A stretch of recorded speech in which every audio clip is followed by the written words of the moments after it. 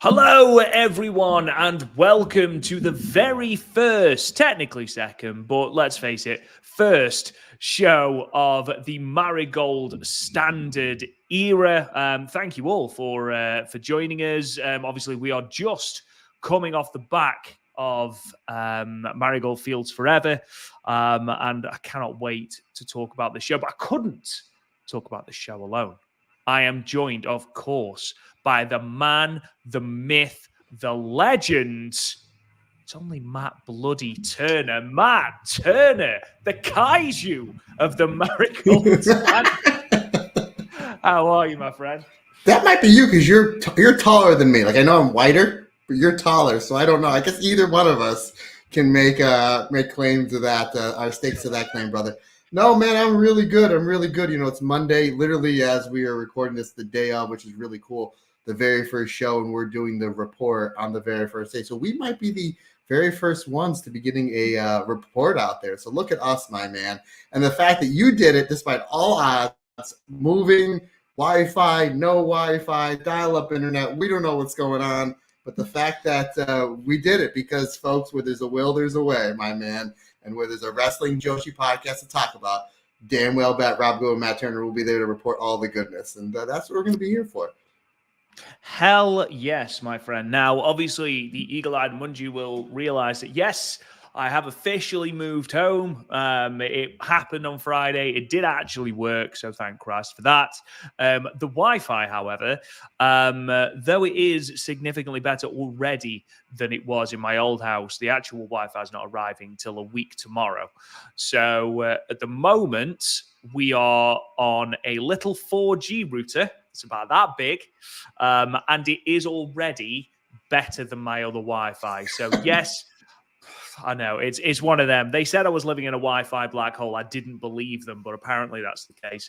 But yes, so it might be a little bit janky just to start off with. There might be a little bit of buffering here and there. It's not a permanent thing. Hopefully, once this internet is installed, then it'll be a lot better. But just for today, and for the next couple of Stardom casts as well, we are basically relying on an old E4G router whilst they get our internet sorted. But at the moment, touch wood, everything seems good. Thank you. Hello, Colin. How are you? First show for Marigold. He says, and can they please strap MIRAI ASAP? The woman is a star. Could not agree more, Colin. I thought her reaction was incredible. The first really amazing reaction of the show. Hendricks, absolutely. It's great to see you, my man. I hope you're doing well. And then friend of the show, Darren chatting. How are we, Darren? Highlights. What a first show Marigold put on. And a ton of new ring gear was on point. You're absolutely right. We are going to be talking about some of that new ring gear because you're absolutely right. That was incredible. Now, Matt Turner, obviously, before we talk about the biggest show in Joshi this year, we have got to talk about the biggest calendar day in the year so far. And that is Mr. Matt Turner's birthday. It was your birthday yesterday, Matt. How are you? How did it go? And did you have a lovely day, mate? Yeah, I mean, I know me and you were texting back and forth all the time. Regardless, it's funny because the last 7 or 8 years, Amber and my wife, Amber, and my daughter, Lily, they have a contest to see who is going to text me first in the morning, happy birthday. It's usually like my friend Don from college or my buddy Jeff, who you met at WrestleMania. However, the very first person to text me, happy birthday, you know it, I wouldn't bring it up. You know I'm going there. Yes. Was one Rob going. I'm even going to add context. I was at the gym because that's what I do.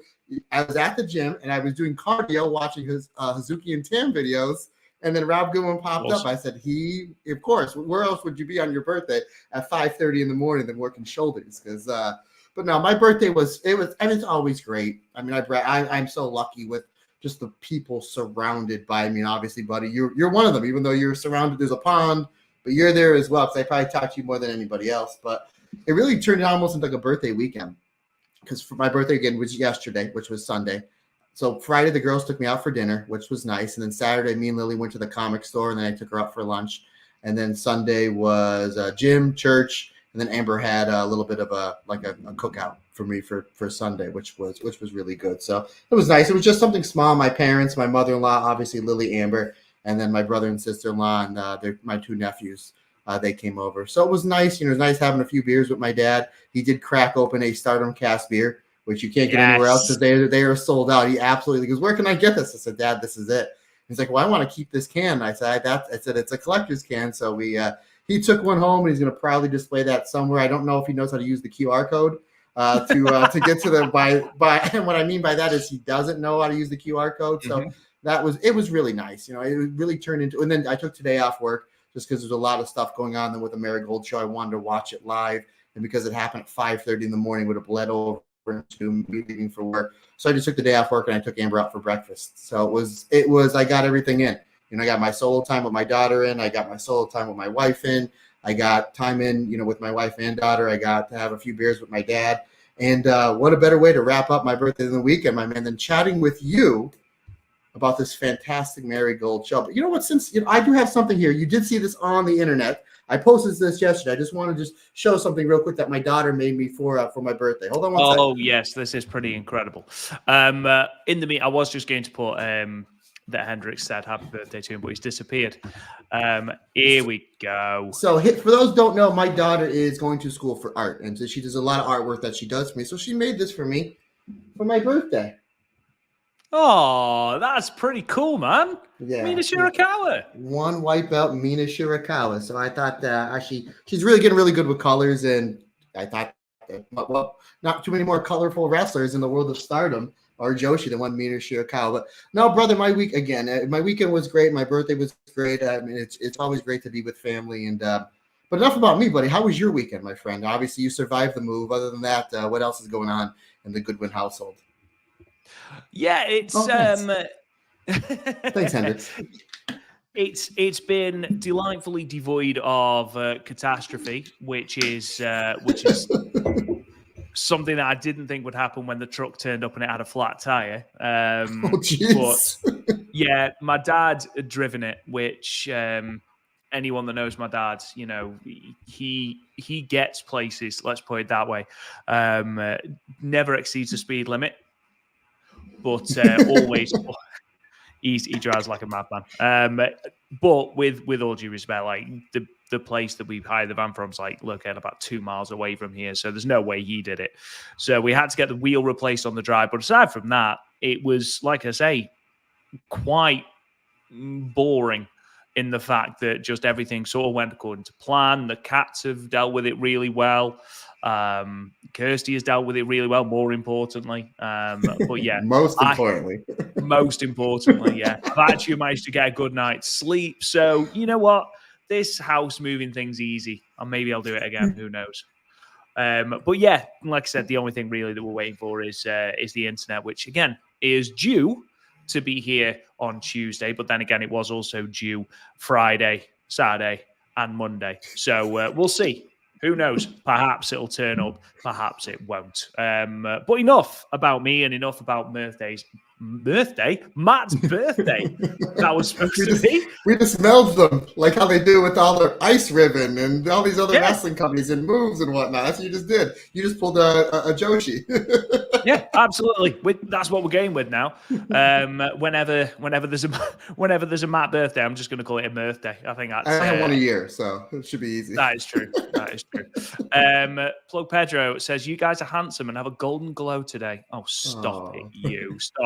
I do want to shout out Plug Pedro, by the way, who is the one of the moderators on our Discord and does an absolutely tremendous job because I cannot keep on top of it. So thank you, Plug. You are a hero. Not all heroes wear capes. But enough about me, enough about Matt's birthday, not his mirthday. It is time to talk about some Joshi and specifically about Marigold. And I was going to leave this until the end because obviously this was technically announced right at the end of the show. But I think with it being one of the most important, if not the most important bit of news coming out of Marigold in the last couple of days, we should talk about it now. Marigold will be running Ryogoku Kokugikan on the 13th of July. It's called Summer Destiny 2024. And the first announcement or the first match has already been announced. The Summit Showdown of Destiny, this match's tagline is, and it is a singles match. Julia versus Amarei. Now, that is a blockbuster match for this card. And I've seen a lot of response to this on social media. I think this is great. I think this is really, really ambitious from Rossi, really ambitious from Marigold, especially when you bear in mind that this show sold out Korakuen in 30 minutes. And yes, you can argue that that was based a little bit on intrigue and, something brand new. However, straight out of the gates, putting on this blockbuster show and then putting forth this as a sort of your big pay-per-view show, I think is great. And also, there's been a lot of talk recently about potential EO appearances, potential Kairi appearances.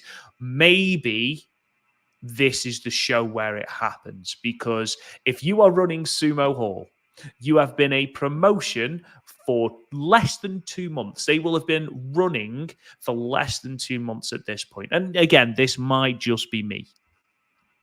It is extremely ambitious to run Sumo Hall unless you have got an ace up your sleeve. Now, suddenly, if you are announcing that you are running Sumo Hall and you are bringing Io back for her first match in Japan since 2018, you're bringing Kairi back as well, suddenly that genuinely looks like a show that could sell 3,000 plus tickets easily. And suddenly, I mean, Marigold have already made a huge statement of intent. The show went flawlessly. The production was incredible. I thought Sonny and Stuart Fulton, bravo. Your commentary was tremendous. And we're going to talk a little bit about that later on in the show. But what a statement of intent over the last 12 hours from Marigold, Matt. Yeah, absolutely. And the fact that we have 7 weeks, almost 2 months to build to this show. So it's smart, because what you did is you got a great main event. Obviously, we'll talk about it. A phenomenal main event that got people talking. The finish got people talking. You put the belt intrigue up there, and then you had a little video package. And then, you always want to have the people leaving wanting more. You want them satisfied, but wanting more. And then you're like, wait, we got this big show coming up that they're clearly advertising. Where is it? It's yeah, exactly. Take my money, absolutely, Darren. They will be having more of our money easily. Thank you. Absolutely. It's in Sumo Hall, a legendary venue, especially a legendary venue for Joshi, where Rossi has a great track record of drawing, where Julie and Utami have a great track record for drawing in the ring. It's like, well, they're promoting the show that's 7-8 weeks away already. So now we have all this time to build towards it, time to breathe, all this time to build towards it. And oh, by the way, we're going to announce an hour afterwards that those two people that almost destroyed each other at the end of the show, that's going to be one of your big shows, or one of your main events. And the fact that there's already been rumors that there's a working relationship with Rossi and with NXT or WWE. Yeah, you're absolutely right, partner. They definitely have an ace up their sleeve, and not unless something crazy happens schedule-wise, that I'm willing to bet. Not a large sum of money, but maybe a 6-pack Vegas beer, my man, that EO will be on that show. And I mean, since we're talking about it, I'm thinking it's going to be EO and Utami. And if they're bringing Kairi in, I would like to see maybe, I think if you have EO and Utami, and then you have Julia versus tournament final for one of the belts, that might be too many singles matches. I mean, that's enough singles matches. So if you're going to bring Kairi in, maybe you do a 7 Kairi versus maybe 2 of the girls from Actress Girls to get a little bit more light shined upon them. That's a possibility, because these Actress Girls in that semifinal tag match really shine. So the fact that you can put that together, yeah, you're looking at 3,500 tickets easy, in my opinion. I mean, you could... obviously Natsumi Shozuki has history with Kairi. They've won the Goddess of Stardom belts together. And I know they're still friends outside of the ring. So that could be something that you do, whether it's 7 Kairi versus Natsumi Shozuki and Mitsui, I think it was, that she tagged with today. You could do that, or you could do Nanai and maybe Victoria Yuzuki versus Hosho Tenyo, which was obviously Kairi and Natsumi Shozuki. I think Kairi just needs to be in an exhibition match. I don't think it needs to be anything more than that. However, no disrespect to Kairi, but we've seen a Kairi run in Japan. I think it would be completely different had she not had that 2022-2023 run. Io, completely different kettle of fish. She was the Stardom ace. And now to bring her back for the first time since 2018, that is huge. And to have her versus Utami would be incredible. You are already, Marigold have already put all of their eggs in Utami's basket by labeling her the talent of the century. And the storyline is already built there. You're called the talent of the century. Who was it that was carrying Stardom?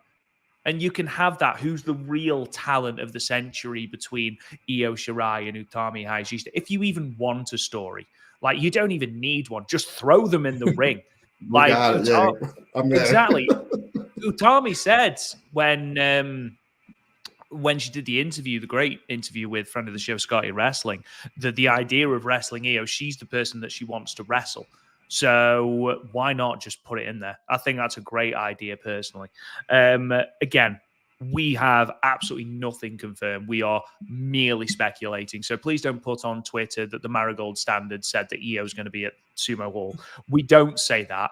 All we are saying is it is extremely bold for Rossi Ogawa and for Marigold to announce a show at a venue the size of Sumo Hall with, just one show under the belt. If, even with it being an absolutely phenomenal show, and we're going to be talking about it later, were there not a surprise or were there not a huge announcement incoming? I am very, very, very excited for that show.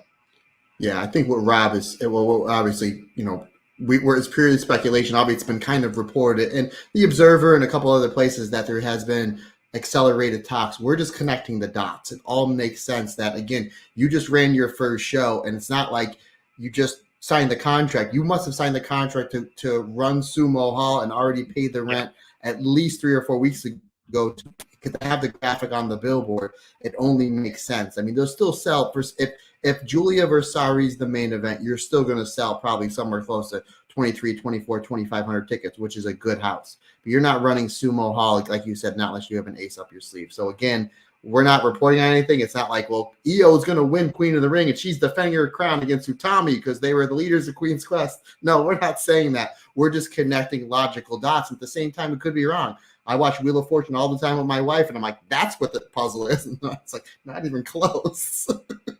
Now, I will say, Matt, that there is someone in the YouTube comments that might be the smartest guy in the room, smarter than me and you, because Ben Grimshaw has actually come up with perhaps the greatest surprise for Sumo Hall. All this hype. Then imagine the only was freaking death in a new gimmick. Imagine Marigold death. Yeah, because it can't be Queen Clown, because Queen Clown would be. And now what she can do is because she's a freelancer, Ralph, she can do Queen Clown over in Stardom, and then she can do the Marigold Clown. We got to think of a cleverer name than that. The Marigold Clown. Yeah, we can come up with. Why not?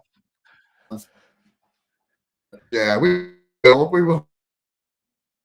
30 seconds.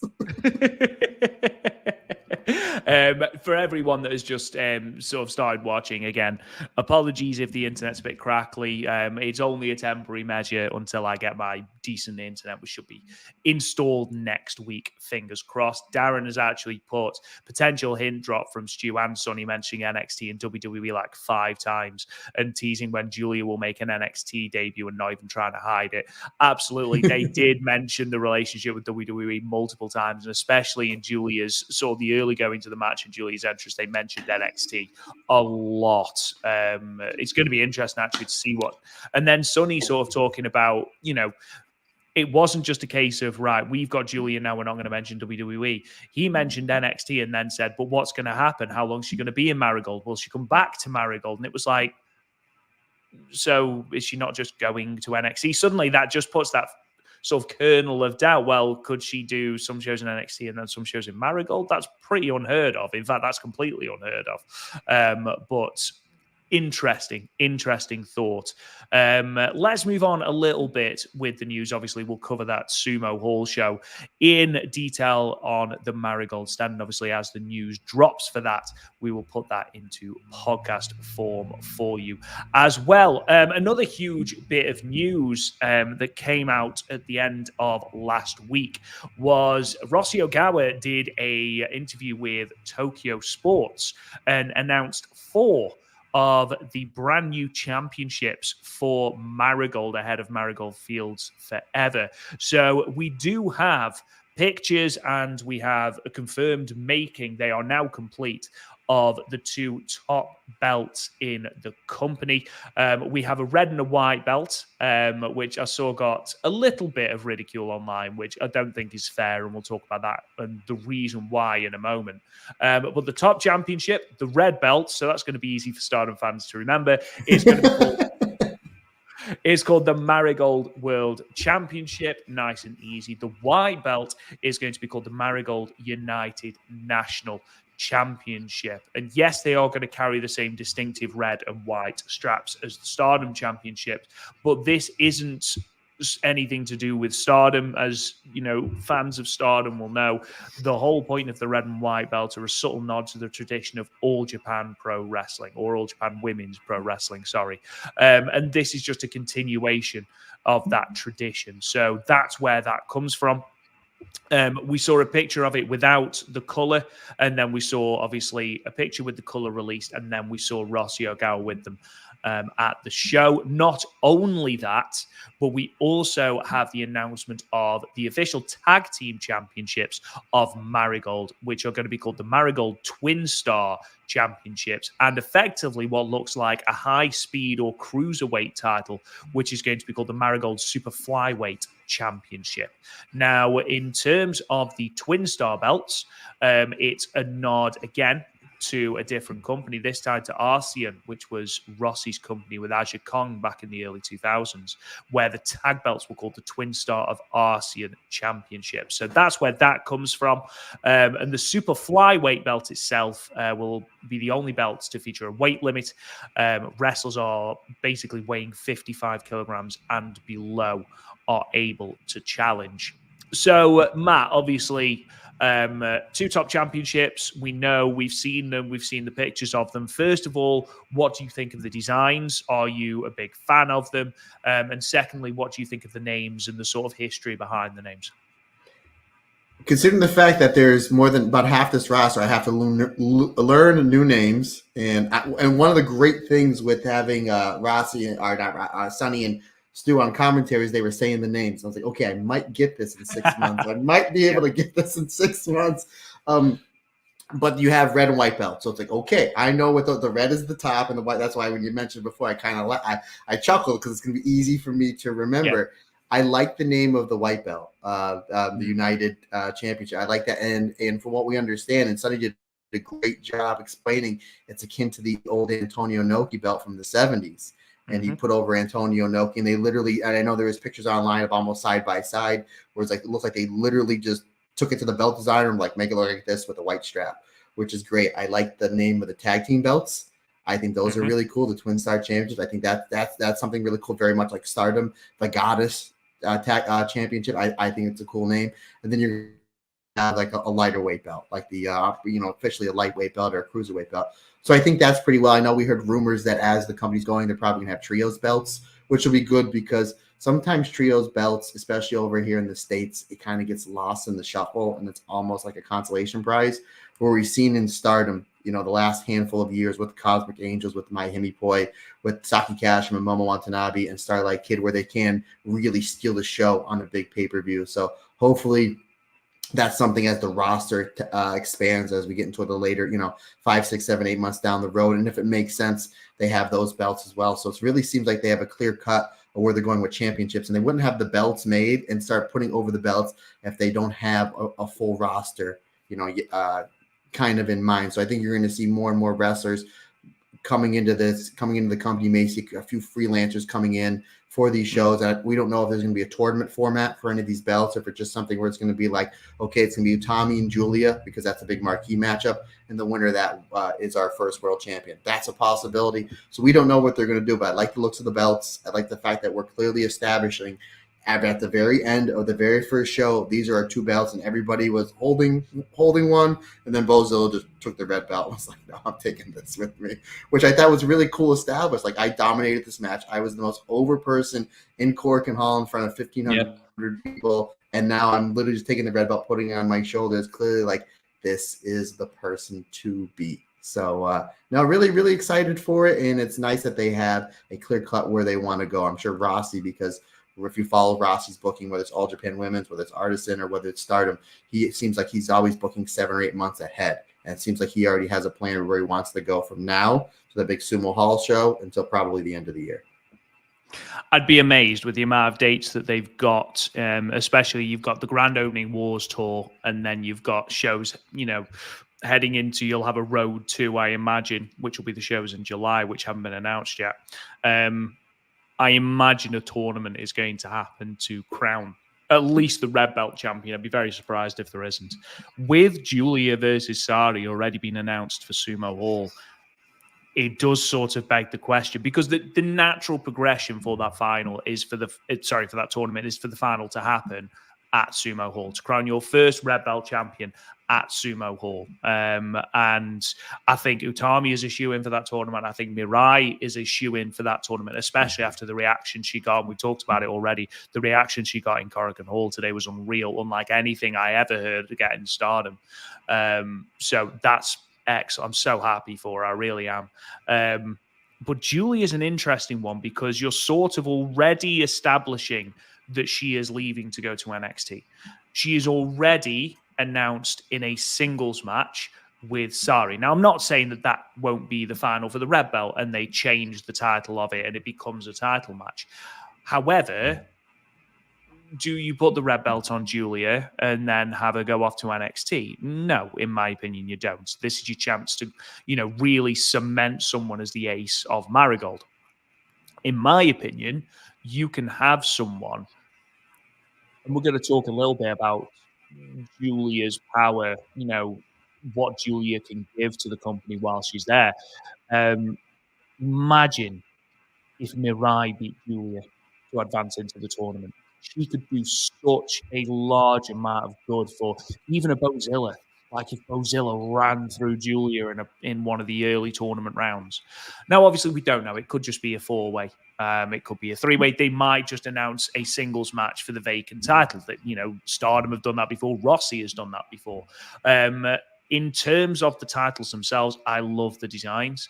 I'm a big sucker for ornate but traditional belts. I think both of those sort of tick both of those boxes. You already mentioned it, Matt.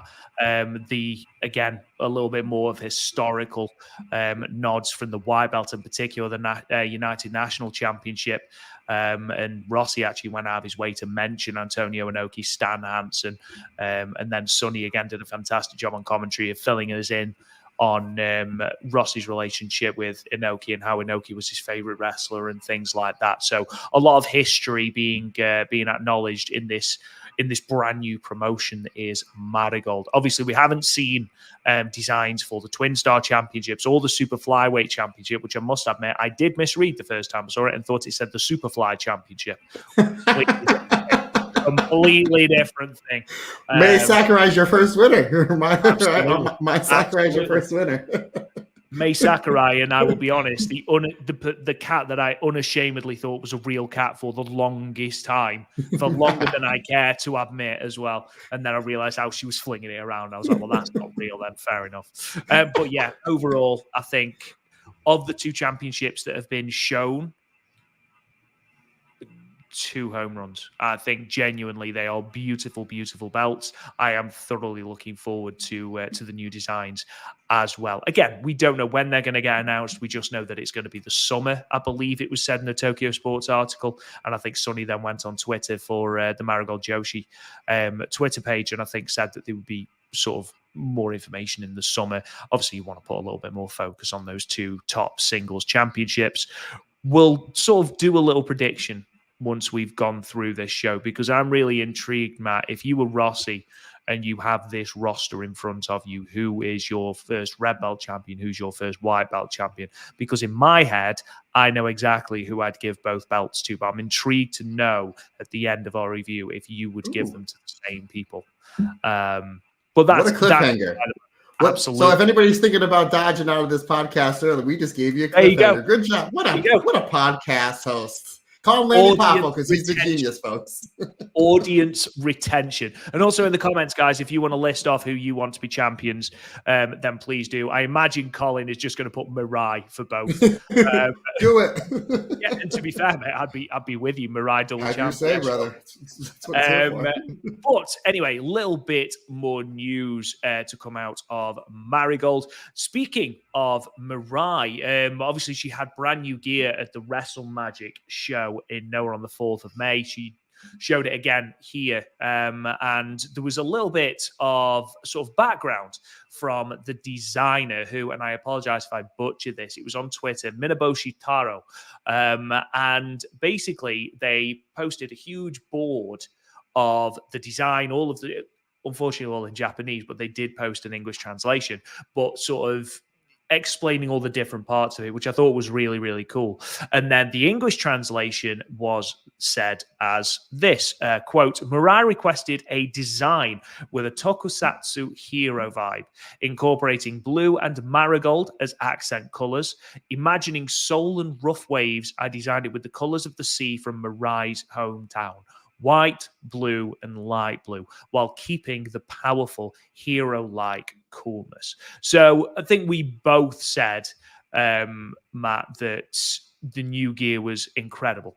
Really, really cool. It was a step up, and sort of it really suited it. And when we did our interview with Mirai, which is a complete subtle plug to our interview with Mirai, if you want to go to the stardomcast.com to check that out, she mentioned about wanting to be that hero. She mentioned how her hometown of Iwate was sort of very important in her history and her background of becoming a wrestler.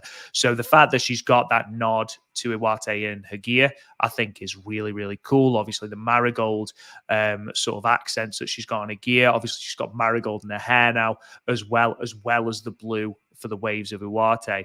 And then just the whole hero thing. Like I said, she mentioned that she wanted to be the top hero in Marigold. She also mentioned that she wanted to portray the hero in that match with Shiaki, which we are going to be talking about, obviously, later on. And I think she did that really well. But overall, Matt, what do you think about this new gear and the inspirations behind it? I think we talked a couple weeks ago on the main podcast, the Stardom Cast, about Mirai being one of the ones to jump, because it's like, okay, we could see some of the main eventers, and obviously they have Utami and Julia.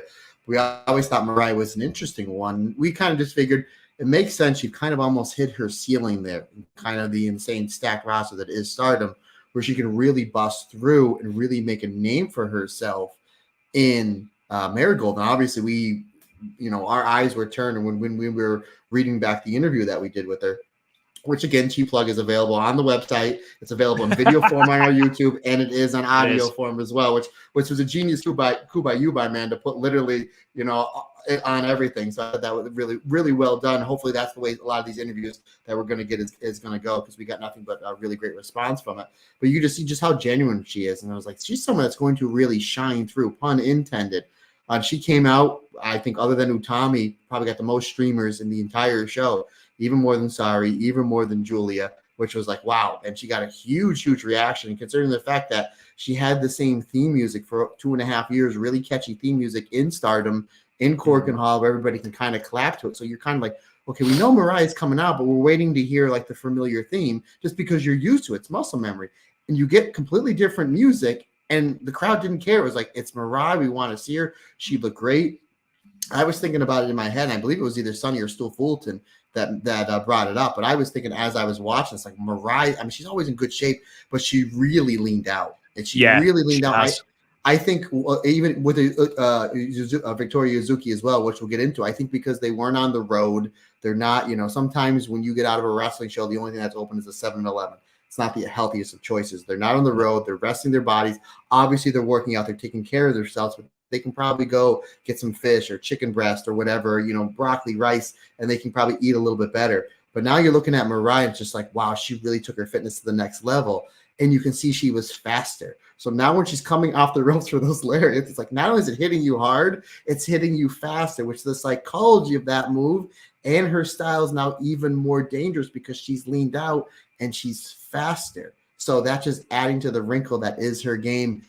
And nobody's, even when she won the white belt, even when she won back-to-back Cinderella tournaments, nobody in less than a 24-hour period after a big match that she had is talking about Mirai the way that they're talking about her now. Again, she beat Tam for the white belt. You remember, Tam was the red belt champion. She won back-to-back Cinderellas, had that great match with Sai Kamatani at Flashing Champions 2 years ago, and losing effort for the white belt. The way that people are talking about her, about 12 hours after that show is just like, this is the one. Even Colin was like, put the belt on Mirai, put the belt on Mirai. When they first announced they're going to have these belts, I'm like, okay, it's one or two options for the red belts, either Julia or Utami. Now it's like, I'm all about Mirai being their first champion. There's a lot of different ways they can go, and really none of them's the wrong answer. You can go with Mirai. You can go with Bozilla from what we've seen. You can go with Utami. You can go with Julia. It looks like Sari's going to be doing a whole bunch of these shows. So maybe they have her locked down kind of where she's going to be doing 80, 90% of the shows. They can put it on her. There's a lot of different avenues they can go on, and none of them are the wrong answer. So kudos to Mirai. She bet on herself. And in one show, it really seems like that was the best bet for her. Just goes to show you the confidence that she has and that the fact that she's starting to react with the crowd now better than ever. And I think it's only going to get bigger and better for her. So good for her. It's funny you should mention that because something that was always said about Mirai's run in Stardom was that she was almost there. She was almost there. It was almost feeling like she was missing just that one piece. Now, I am not saying after one show in Marigold, she is the finished article. She's the complete package. There's always room for improvement with everyone, but she felt like a completely revitalized person coming out here. She said again, that she wanted to incorporate different moves and things. And I think that was clear as well. She wanted to be more athletic, and something that is more terrifying than just a powerful wrestler is someone with that acceleration, because that acceleration and pace is absolutely frightening. That lariat that she hit to pin Chiaki, genuinely, I felt that, and I'm like 8,000 miles away. I have a lump in my throat from that lariat. It was incredible. But yes, I think if you were to rank who needed the change most out of the 6 wrestlers that left Stardom, and then, of course, Naoya Ishikawa, who left as well to join, I would say Mirai is top of that list. And immediately you heard that reaction. Everyone in the comments is saying about how Mirai needs a belt and all this. I think she was brilliant. I really, really, really do. She commanded the crowd really well. She had a confidence that she didn't, she had that sort of confidence every wrestler has, but she wasn't oozing charisma. Whereas here, I feel like it was completely different. There's a difference in confidence and charisma. Julia has charisma, without a shadow of a doubt. Lots of wrestlers have confidence, not all of them have charisma. And I think Mirai, maybe it was that charisma that was missing. She was capable of having great matches. We saw that with her matches with Saori Anou. We saw it with a match with Syuri. We saw it with a match with Momo Watanabe. Capable of having great matches. That was never the issue. It was always that intangible, maybe charisma. And I think genuinely this show, Marigold Fields Forever, was a huge step forward for her. A huge, huge step forward, because between her and Victoria Yuzuki, you have 2 ready-made stars for this company. Mirai more instantly than Yuzuki, because again, Yuzuki is 19, which is ridiculous.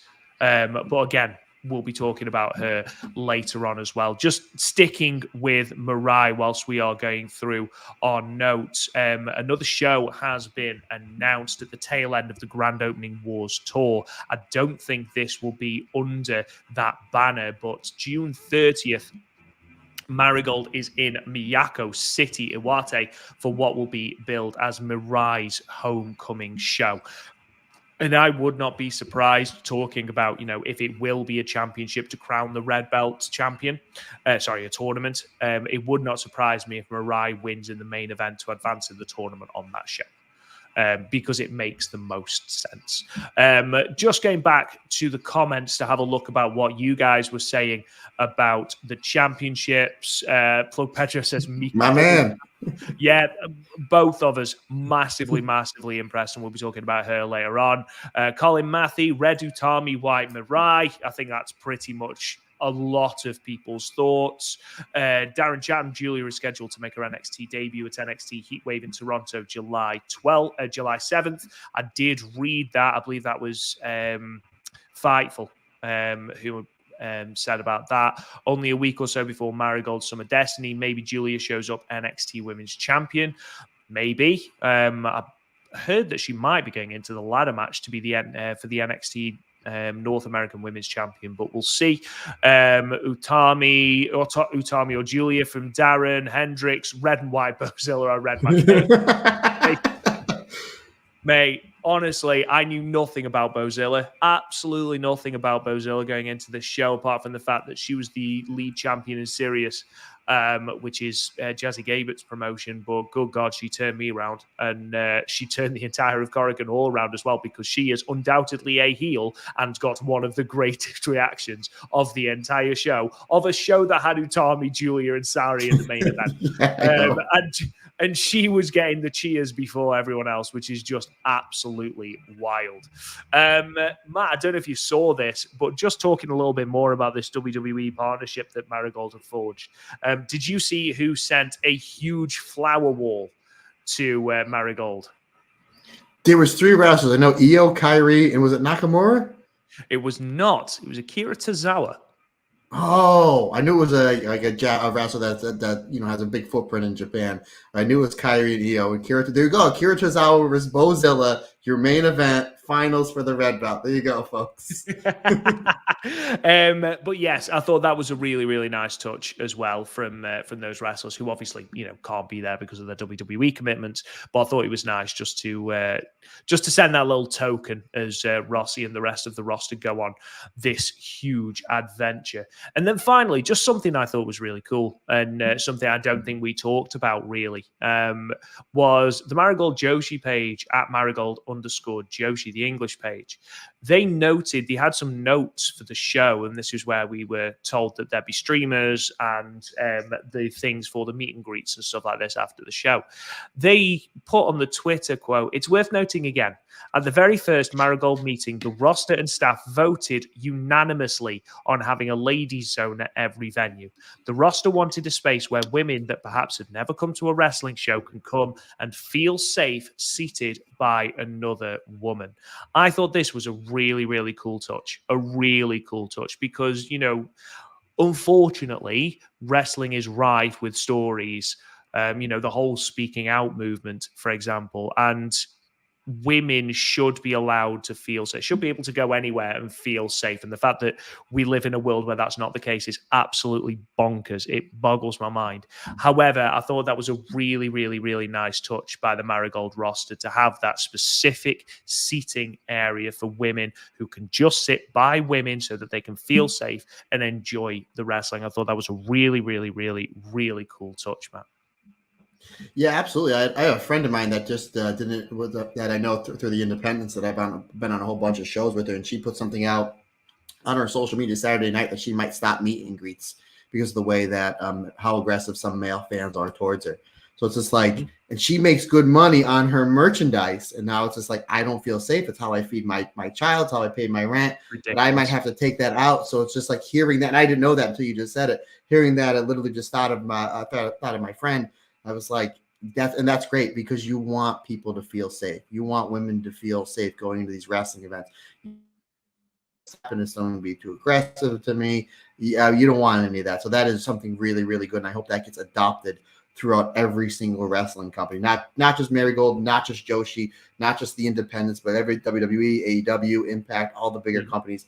I hope that's something to do because you're taking 3, 4, 5 hours out of your day, depending on travel. And then you're spending money to go there and try to have a good time with your friends or your family, whatever. Last thing you want to do is be heckled by somebody or feel uncomfortable by somebody. So I think that's really good on Marigold, that the fact that we're one show in and we're showing how much we care about the fans, especially on the female side.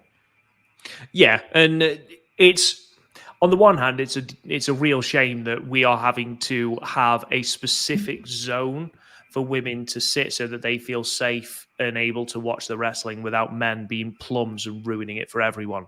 But it's, that I think is ridiculous that we've gotten to that point. But, full credit goes to Marigold for actually doing that. So I completely love this idea. I completely agree with you, Matt. I think it needs to be adopted at all shows because, if you're going to your first show and you're thoroughly enjoying it, but then again, a man has been an absolute plum and ruining it for you, you may never go back again. And it just ruins your enjoyment, which, then ultimately ruins it for the wrestler as well. So I think that it's a great step forward. I think it's a really important step as well. So, excellent and well done to Marigold. Let's talk then, Matt, because it's why we're here.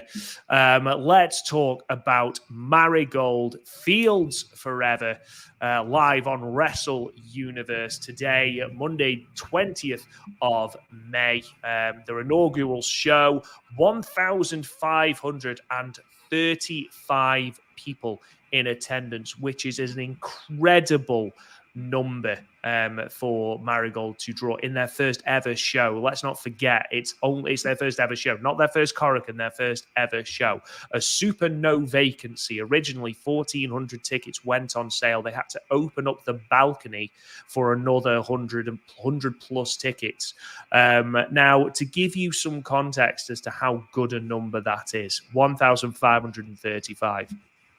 In Stardom's 13-year history, they have only surpassed that number 3 times at Korakuen Hall. Wow. They drew 1,602, as we all know, that famous complete sellout for the 9th anniversary show on the 19th of January 2020, which, of course, was main evented by Mayu versus Momo for their red belt. They drew 1,571 people on the 17th of June 2018 for the Goddess of Destiny show. That, of course, was Io Shirai's last match, where her and Mayu teamed up to take on Hazuki and Kagetsu. And then 1,560 people in August 2012 for Stardom X Stardom 2012. So for Stardom to only have surpassed that number 3 times, that is huge for Marigold, isn't it, Matt? I want to point something out because every now and again we'll get called on that we don't put a certain somebody over enough on the Stardom cast. Rob, 2 of those main events. Who was in that main event? Momo Watanabe. Folks, we love Momo Watanabe on the Stardom cast. So there you go. I had a couple of times. You guys put over this person. Now you don't talk about Momo enough. Momo's on my Mount Rushmore of Stardom wrestlers. She's in my top 4. So there you go, folks. Momo, not only fantastic in the ring, drawing tickets. And again, I know this isn't the Stardom cast, Rob. Who was in the main event of the highest drawing show this year for Stardom? What was the highest drawing show for Stardom? Momo Watanabe. Sorry, my mind went completely blank then. I was like, who was it? I'm throwing you softballs, buddy. I'm throwing you softballs. Every answer is Momo Watanabe. Jesus. Give me another one. I'll answer it this time. Who is the second best Wonder of Stardom champion of all time? Mayu Iwatani. Oh no, I got it wrong. Anyway, what we were talking about, it's great. We knew that tickets went on sale, and by the time we realized tickets went on sale, they sold out over 1,400 tickets. Yeah. And we're like, wow, Stardom hasn't drawn 1,400 tickets in a while. It's been a minute. They've gotten over that 1,000 a handful of times, but then they said they had to open up more tickets, and they did over 1,500 people. And New Japan just ran there not that long ago. I think they drew like 800-900. So the fact that they drew 600-700 more than New Japan, the number 1 wrestling company in the country, that's just crazy. And again, I know a lot of that do it intrigue, but at the same time, how many of those 1,500 people are going to come back if they're going to run Korakuen Hall every 4 to 6 weeks, which I think that's the general idea. I know they want to run Korakuen Hall maybe once a month, maybe once every 6-7 weeks. How many of those 1,500 people are going to come back? Probably majority of them.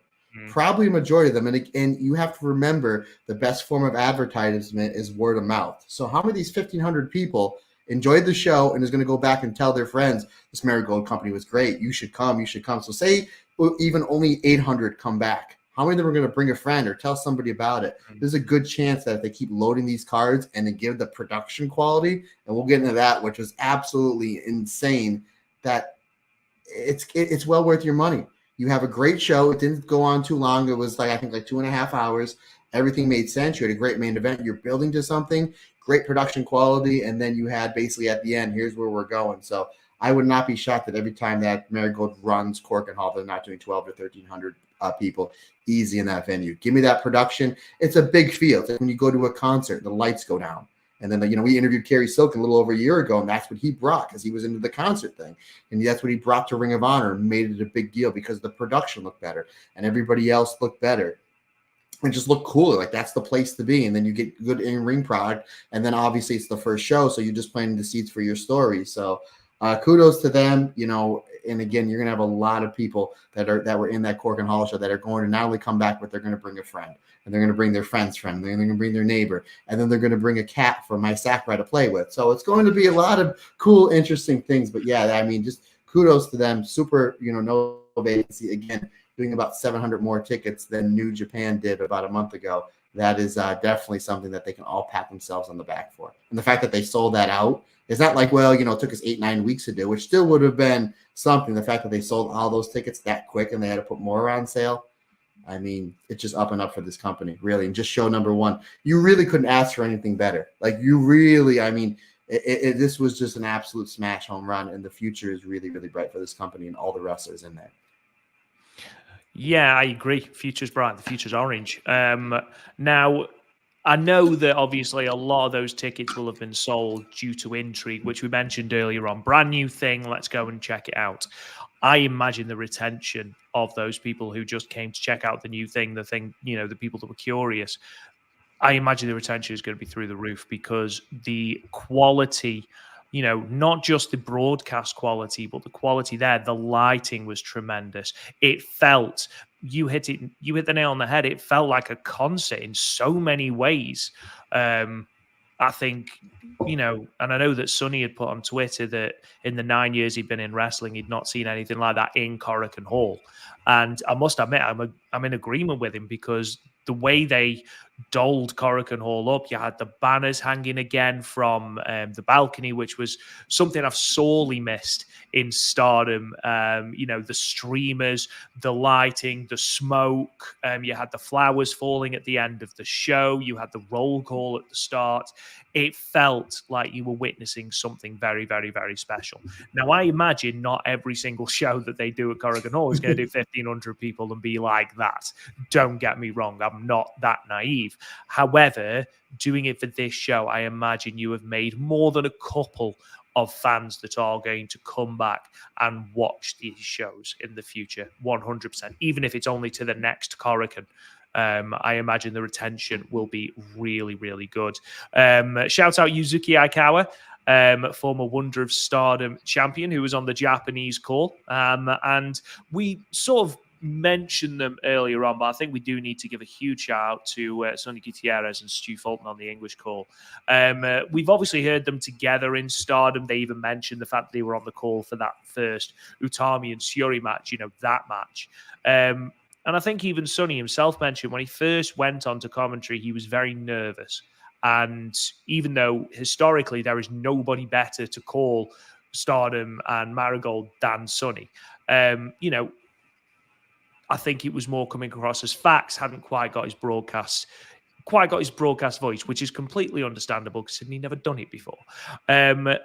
It was night and day between that first show and how he was here. He was at ease. Him and Stu were playing off each other. They came across like a team. And between Stu doing a fantastic job of calling the action, his call for that main event pinfall, beautiful. So, so good. Sold the shock of Julia taking the pinfall so well. But Sonny was brilliant with his knowledge. It was peak Kevin Kelly and Chris Charlton. These two gelled so well on this show. And I think kudos goes to them because I didn't know these actress girls going into it. I know that you didn't, Matt.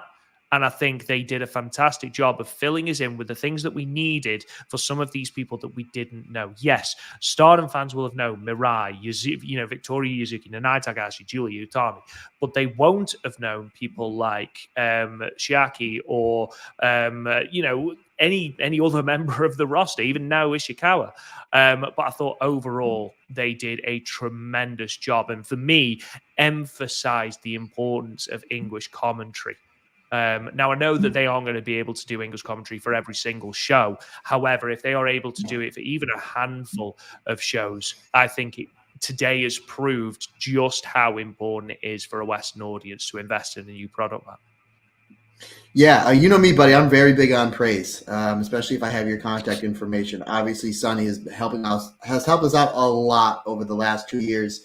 A couple hours after the show, I did reach out to him. I sent him an email. I told him what a great job he did, and he was very grateful. He was really very grateful. And if you check out some of the stuff he's put on his personal Twitter account, you can see just how grateful he was of all the great positive response people said, not only about the commentary but the show.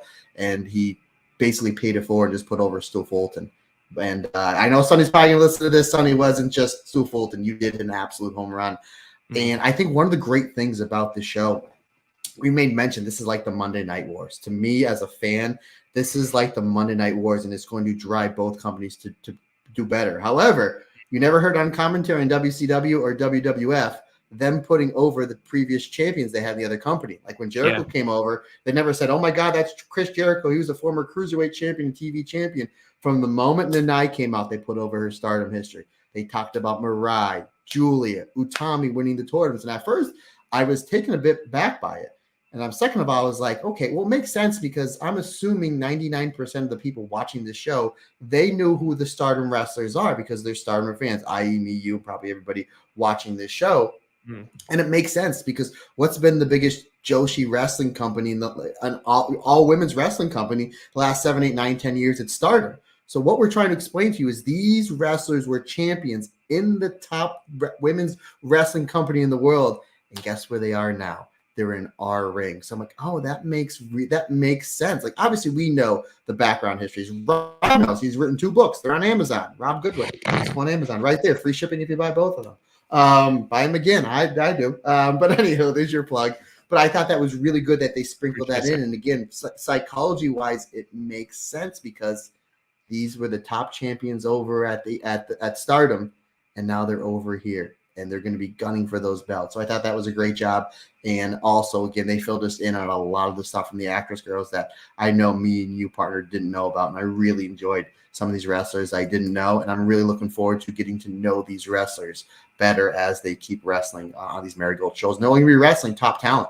I would love to see a Yuki versus Mirai match. I would love to see an Ishikawa versus Victoria Yuzuki match. I mean, those are matches that we may be getting on some of these shows, and why not? Multi-person matches or straight up singles matches. So yeah, really good job on the commentary, putting over the championships they won in previous promotions. Sonny obviously knows his stuff. I thought he gelled really well with Stu Fulton. We've heard them on commentary before, sprinkled it in shows here or there, but here they were on a completely different level. They really gelled well, really, really good together. Yeah, you could tell how excited both of them were for Marigold. Let's start looking at some of these matches then. So we started with a passion injection match. Nanai Takahashi defeating Victoria Yuzuki in 14 minutes and 15 seconds with the refrigerator bomb to claim the honor of being the woman to claim the first pinfall in both Stardom and Marigold, which I thought was a little interesting bit of history. We talked a lot, Matt, about how Mirai came across as a star. Victoria Yuzuki is still a rookie. Let's not forget that. And my God, the aura around her. She's like the things she's taking on and the story she's able to tell. Yes, she's in the ring with a veteran. However, you cannot undersell just how talented this girl is. She got absolutely battered for 14 minutes. Like, let's not beat around the bush. She relied on a couple of chance moves. She wore herself out by trying too many drop kicks. She proved her inexperience, and Nanai took her to task. And let's not forget, Nanai proper blitzed her with some of those forearms. She held nothing back. But it's such a good story because now you've got Victoria Yuzuki, who openly wants to become the icon of Marigold in the later years, in years to come. Okay, she is going to beat Nanai. That's going to happen. Whether it happens next year or when, I don't know. However, the story here of Nanai just proving you're not there yet. You're not there yet. But Yuzuki showing this incredible fighting spirit that got everyone in Korakuen Hall behind her. Fantastic performance. Love the new gear. She feels like a star in the making. Incredible opening match, Matt. This one, I think when we look back on this in a month, 6 months, a year, it's not going to be known really for the in-ring stuff, which the in-ring stuff was solid, but I think it's the story that they're going to tell. You have Victoria Yuzuki, the super rookie. Really, everyone that was comparing to 2018 Utami Hayashishita, and look what Utami did in the last 4 or 5 years. I mean, really, there's ever been a rookie in Joshi, or maybe even just in all Japanese wrestling that nobody has been able to compare Utami to in the last 5 years. Only 5-6 months in her career, she makes the jump, and then she cuts a promo saying, "I want to wrestle Nanai. I want to be the ace." Rob, she comes out in the full Marigold gear, literally the flag bearer, literally the flag bearer. And we always say whenever we preview pay-per-views, this is the lock of the night. And I'm like, if this was any other match than match number 1, this is a lock of the night for Victoria Yuzuki to defeat Nanai. Now, we all know Nanai is a phenomenal wrestler. She's had some great matches in Stardom in the last 2 years. We always knock her because nobody gets the 1, 2, 3. She a great match with Starlight Kid, Miyu Amasaki. I'm like, this is where it's going to happen. This is where it needs to happen. She's literally dressed up like a Marigold. She's cutting the promos. It's match 1 of this promotion. Nanai Takahashi getting a win here does not make any sense whatsoever. The match was going. It was a really good match. I thought maybe it went a little bit too long, and maybe because it was 45 seconds before the time limit draw, maybe match number 2 goes to the time limit draw, and then maybe Yuzuki wins, and then maybe Yuzuki wins. I mean, maybe you can get a 4-match series out of this. Maybe that's where they're going. I don't know. But the match, it maybe got a little clunky there a little bit. There was a couple spots there just seemed like maybe they got a little confused where Nanai, being the veteran and wise as she is, was able to get it where it needs to go. But the way this match was building, I'm like, oh, clearly this is a Yuzuki come from behind win here, because the last 2 or 3 minutes she was getting, like you said, just blitzed. And I'm like, okay, they're not going to start the first match out where they're having the super rookie that they're putting all this in to get buried here by somebody that does not need a win here. Does not need a win. Again, Nanai, great. Hall of Famer in every Hall of Fame first ballot, no doubt about it. And then she's just getting blitzed and blitzed. And I see this finish coming a mile away, Rob. And I think Stu Fulton, her son, even said she looks like she's setting up for the refrigerator bomb. Like, I know the finish. She's missing the refrigerator bomb, and Yuzuki's going to roll her up with the rolling arrow. Like, that's the finish, clearly, because there's no way she's going to take all this punishment and then lose. It doesn't make any sense. And she gets hit, and then 1, 2, 3. I was like, okay, I'm not going to question Rossi's booking. On my best day, I'm nowhere near as Nanai on her worst day as a wrestler. Phenomenal. Victoria Yuzuki's a super rookie. I had the wrong decision on this one, partner. I gotta tell you, wrong. If they were going to beat Yuzuki, which I got no problem, I got no problem with them beating Yuzuki. Her getting squashed the last few minutes and not doing any of her real big moves. The way they built her up, the way she left Stardom to come here, and the promos and the new gear and everything, only to get beat by somebody that never loses in Stardom. I kind of had a sour taste in my mouth at this end. But again, Rossi Ogawa is the genius when it comes to long story booking. I'm sure it's going to play out fine. It's going to play out well. Maybe they do a 4-match series again. Maybe time limit draw. Yuzuki wins, and then they're 1-1-1, and then Yuzuki gets a big win. Maybe on the big show. Maybe that's where they're going. But for your very first show, good match. 3 1/4 stars I gave it. But yeah, I didn't. Again, I have no problem with Nanai defeating Yuzuki here, but the way that she just got destroyed, especially Nanai no-selling 5 dropkicks, yeah, wasn't a fan of that. But again, we shall see where this goes, because Rossi is a genius when it comes to booking, and I'm sure Nanai, when the time is right, will do the right thing. Maybe the time wasn't right here. But for me, this being on the first match of the show, if this is match 2 or 5, no problem with it. But I think Yuzuki needed to get the very first win here. And again, the fact that Nanai has the first win in Stardom and then Marigold is kind of okay. All right, I see what you're doing there. Now, it's not often that we disagree, to be fair. We're usually pretty much on the same page. And I completely understand where you're coming from. It can be said, especially when you look at some of the passion injection matches in Stardom, which we potentially thought she should have lost, Starlight Kid being the big one. Here, I don't mind this at all. In fact, I prefer it. And the reason I prefer it is because Victoria Yuzuki is 19 years old and has been wrestling for a year. Okay? Yes, she's incredibly talented. Yes, 1,000% a future Red Belt champion. 1,000%. Again, she's 19 and has got all the time in the world to have that curve. She's not going to be going straight for a championship. So why not give her a story? So this story now is, right, well, I want to be the ace, but to be the ace, I have got to beat the old guard. She comes in, isn't ready to do it. Maybe she loses the next one as well, but takes Nanai even further. Then gets to a time limit draw, then beats her, and then suddenly she's in that white belt picture.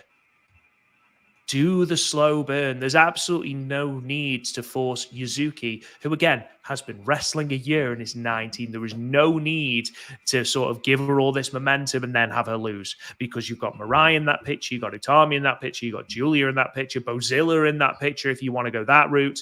Miku Aono, who I thought was tremendous, and I personally think she'll be wild belt champion, but that's just me.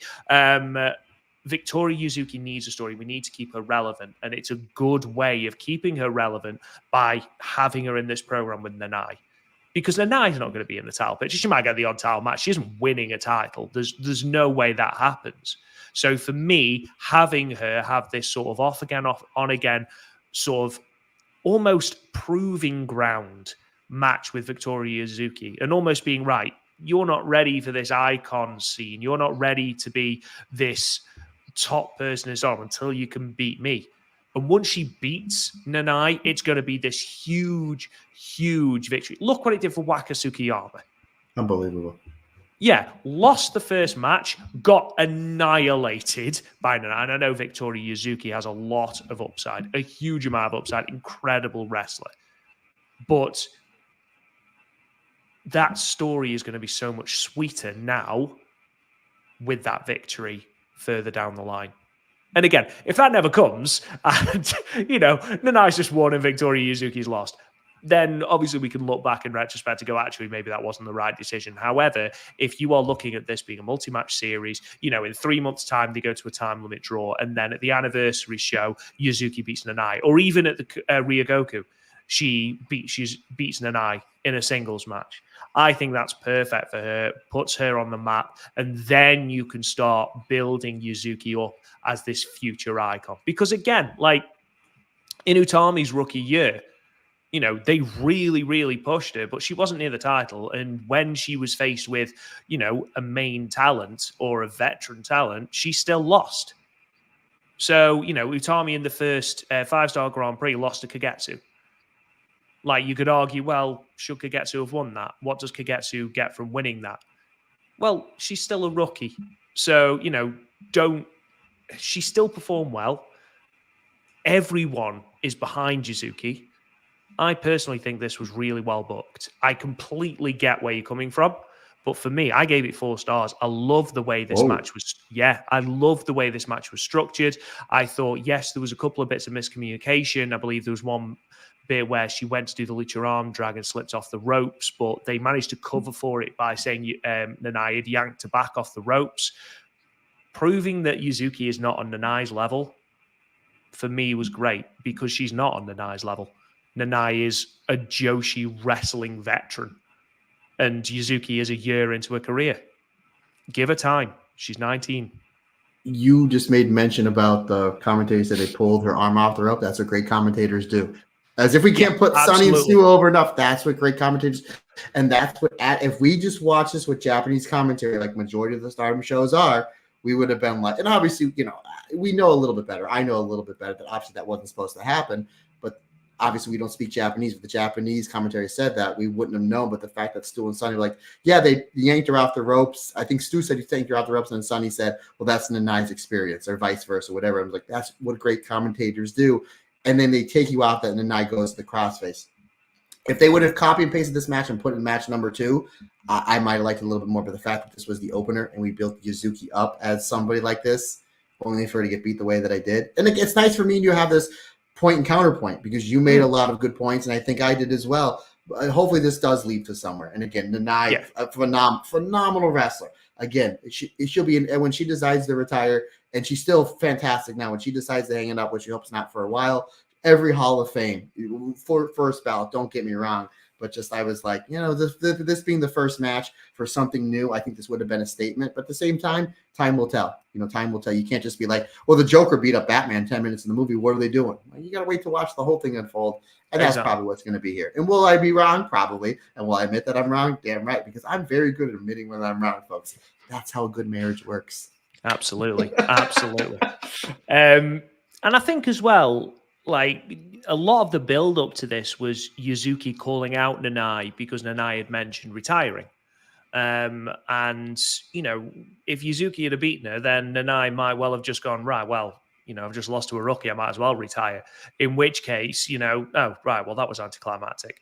However, doing this, you might well have now Nanai Takahashi retire because Yuzuki beats her later down the line. So, and ultimately, something else that's worth thinking about. So Yuzuki beats Nanai, okay? But what else is she going to do? Because I think both me and you would agree she's not quite ready for a title yet. So what does she do following beating Nanai? Just languish in the mid-card, in tags, maybe getting the pin over Zeta Steel, for example, or something like that. No, give her a meaningful story. And I think that's what they've done here. Again, same as you, I will happily admit I'm wrong. If come 2 years down the line, Nanai retires and we're like, Yuzuki never did get a win back. But again, I do have faith in it. I do think that there will be some sort of story going into it, especially because it was the first match and it was such a good match. I did thoroughly enjoy it. But let's move on then, because I want to talk a little bit about this next match as well, because this probably was it was one of my favorite matches on the card. Singles match, the ideological showdown, as it was called. Miku Aono defeated Naoya Ishikawa in 8 minutes and 55 seconds with the Styles Clash. Of everyone that I saw from Actress Girls today on this show, and I know that Miku Aono was sort of the ace from what I'm gathering. But she impressed me so much. Some of those kicks that she delivered to Ishikawa was brilliant. It was brutal. Some of them just snapped off Ishikawa. And Ishikawa deserves all sorts of praise as well, because my only exposure to Naoya Ishikawa was when she was dressing up as Tam Nakano on New Blood 8. So... so to see her in a completely different light was really, really important. I really liked the story in this match as well. The fact that Ishikawa was getting really, really pissed off with the fact that she was one of the initial 7 that left to form Marigold. Suddenly the Actress Girls come in and Aono's on the poster in a more prevalent position than her. Well, hang on. I was in Marigold first. Why the hell am I not in a more prevalent position? What the hell is this?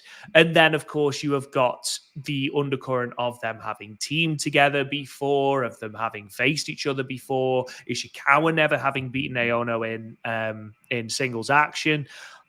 I thought this was really good. I thought Ishikawa gave as good as she got. And I know that I'm probably thinking this because she dressed as Tam, but there's so in her facials and the way she it makes you emotionally invest in a match. There's so much similarity to Tam. The way she sort of smiles when she's been hit and stuff like that. But Aono, for me, was one of the stars of this show. I thought she was absolutely incredible. I think she is nailed on to be in that title picture early on. I would be amazed if she's not holding that white belt first. Overall, really, really good, hard-hitting match. Credit where credit's due. Ishikawa delivered a match that I was completely not expecting at all. Aono, not surprised at all that she was the ace. Thought she was tremendous, incredible. Really, really, really good match. Another 4-star match from me. I'll get the one negative out of the way. This wasn't long enough. I would have liked this one to go 13, 14 I minutes. wanted this to go longer. Yes, absolutely. This was my second favorite match of the night, and I can't believe we're 2 in a row where Rob has a better ranking than me. I had it 3 3/4 stars. I thought maybe if they would have stretched it out to kind of tell their story, it could have bumped to the 4 stars.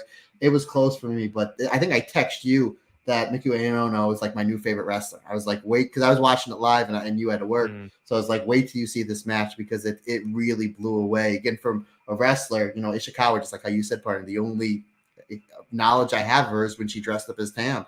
She came out in the orange gear and and she looked really good. And again, phenomenal shape. Looked like she was ready to go. And again, really having English commentators there, especially the fact that Sonny's probably in the dojo filming a lot of the stuff. He made mention before Ishikawa even got into the ring about how locked in she is during training. And dude, you know how much I love it when somebody puts in effort. So I already know going in that this lady Ishikawa is putting in the effort. If Sonny is putting it over on commentary, how locked in she is in training. And boy, these two went at it. Again, considering the fact that Ishikawa, that Tam versus Tam match, was kind of a comedy match. It got serious at the points it needed to, but this one starts out with forearms, with kicks. They're going back and forth. Aono was giving it as good as she was dishing it. So it was really good back and forth stuff. And then they started doing stiff slaps, basically saying who's going to budge first. And the fact that Ishikawa, as you mentioned before, partner, kind of a bit of a chip on her shoulder, saying, wait a minute, like I was here before you. I came to the press conference before you. I didn't understand you're the ace of actress girls, but no. I'm here with the Utamis, the Julias, and the Mirais. I thought that was something really, really good to go off. And maybe the fact that this went under 9 minutes and the fact that it's so heated, that maybe it's something they can run back. Because it was pretty much a 50-50 match until Aono hit the Miku Aono hit the Styles Clash, which I thought was really cool because I was like, oh man, that's obviously a move that these Japanese fans have seen in this building with AJ Styles having that fantastic run in New Japan. So I thought that was really cool. Ishikawa, again, she was terrific, and I just thoroughly enjoyed these two wrestling, and I would love to see them. Maybe the show's coming up this weekend. I think they're doing back-to-back shows on Sunday. I hope these two are opposite. I think these Shinkiba first ring. Yeah, Shinkiba first ring. I don't think any of the matches are announced. As it usually will happen, as soon as we hit the end record button, the whole 100%. Card will be announced. Yeah, EO's coming in. Stan Hansen's doing belt presentation. That's how it usually goes. Yeah, but I mean, when they announce these cards, the first thing I'm gonna be looking forward is to see if these two are on opposite ends of a match because there's more of a story there. Really good stuff. If this would have got maybe 30 more seconds, I would have right up the 4 1/4 stars. I don't think we're done here with these two. And that's not a good thing, my man. That's a great thing. Again, my second favorite match from this really, really good show. And the fact that I know next to nothing about the two of them, I'm really excited to see what they're going to do. And I'm excited for us to talk about it here on the Marigold Standard. Look at that. I thought Nayu was tremendous. I thought Aono really showed why so many people were excited to see her in Marigold and really be given that sort of threshold to really go for it in terms of wrestling. I thought Yuzuki and Mirai got the lick of paint that perhaps they needed, or sort of to get over with the crowd. I thought Naoya Ishikawa was the surprise, with the exception possibly of Bozilla, was the real surprise of the show because Plug Pedro's put here. She's always been a great talent, a young ice ribbon pillar, someone who really needed new scenery, and that's so similar to like Mirai, who we're going to talk about in a moment.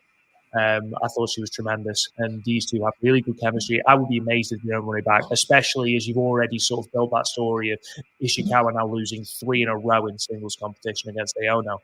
You can really run that back, and you really have sort of Ishikawa climbing that mountain in order to finally beat Aono. I mean, that for me is the perfect white belt scene.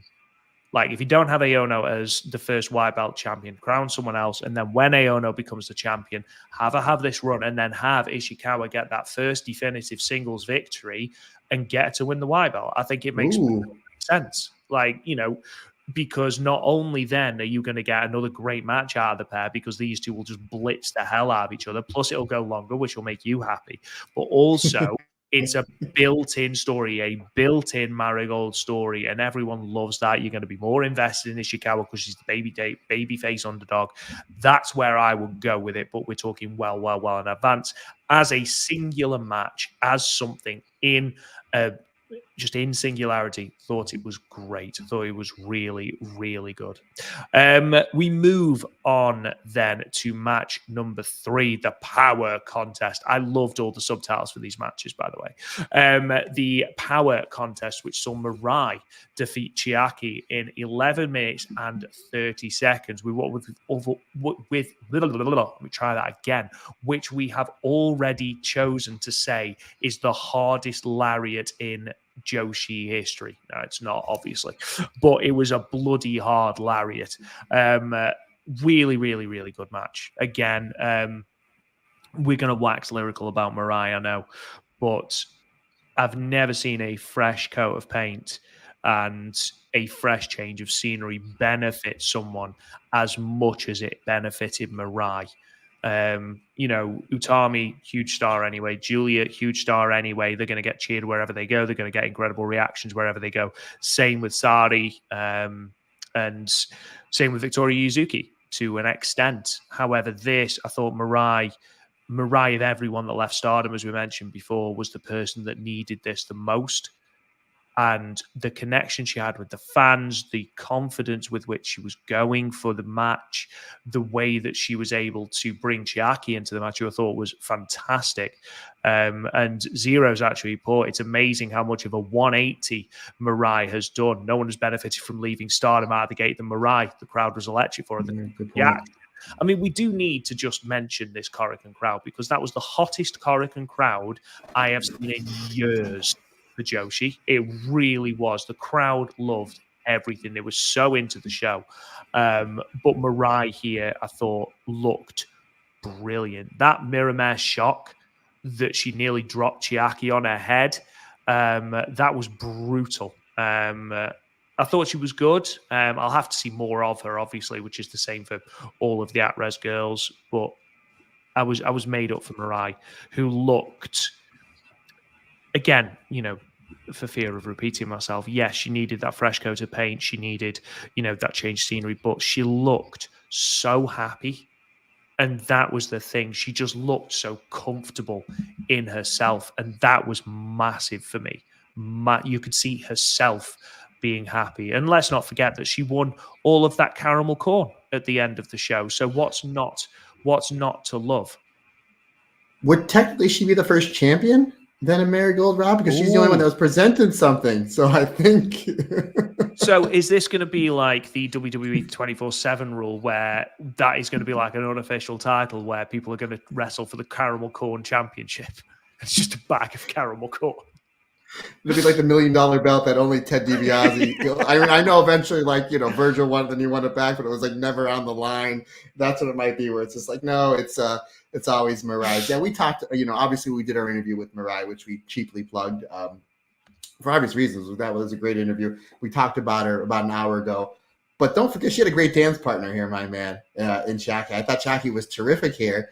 And the fact that she uses a favorite wrestling move of mine from the 80s that, again, the commentating team put over, the Iron Claw. I thought that was really cool. She put it on, and I made a note. And as I was making the note, the commentary goes, Jackie with the Iron Claw. I'm like, yeah, they put it over. They should have. It would have been even better. There was a Fritz Von Erich back 60 years ago in this building used to use that hold, against Antonio Inoki or something like that. But no, really good stuff. Yeah, really hard hitting match. I mentioned how the first match may went a little bit too long. The second match went a little bit too short. This at 11:30 was perfect. So you're saying this is the Goldilocks of the matches? This one was just right. But again, everything. The first and second match were really good. This one, I had it at 3 3/4 stars. It was right there with the match we just talked about with Ishikawa and Miku. Really good stuff. Again, Mirai, crazy reaction. We knew she would get a big reaction. The reaction she got with all those streamers, and it took them a long time to get those streamers. And I know that Azumi, they are not. There it is. There it is. You know what I was going to say. I know that Marigold cannot try to go after Stardom talent, but see if you can hire Azumi just to get the streamers out of the ring. If you don't know what I'm talking about, folks, Rob and I have been so fortunate to do so many alternate commentaries from Stardom's past over the last few years, and we've noticed when we watch matches from like 2016, 17, 18, when the streamers come in, nobody gets them out of the ring faster than the high-speed bomb girl. And considering the fact that I worked in Ring of Honor for years as an understudy and obviously a talent, but whenever those streamers would come out for those big Samoa Joe, CM Punk main event matches, it took us forever to get the streamers out of the ring. And for some reason, when Azumi gets them out of the ring, they're in a nice pile. So it's just like, and then because after the show, it takes us forever to clean them up. Anywho, another story for another day. Streamers, yes, love them. Let's try to do them maybe even for every show, even in Chikiba, even for all these Korakuen shows, Ryogoku. It's something that I love when I first saw in All Japan in the 90s. Hopefully it's something that they keep up because it just makes this whole production better and it makes pro wrestling better.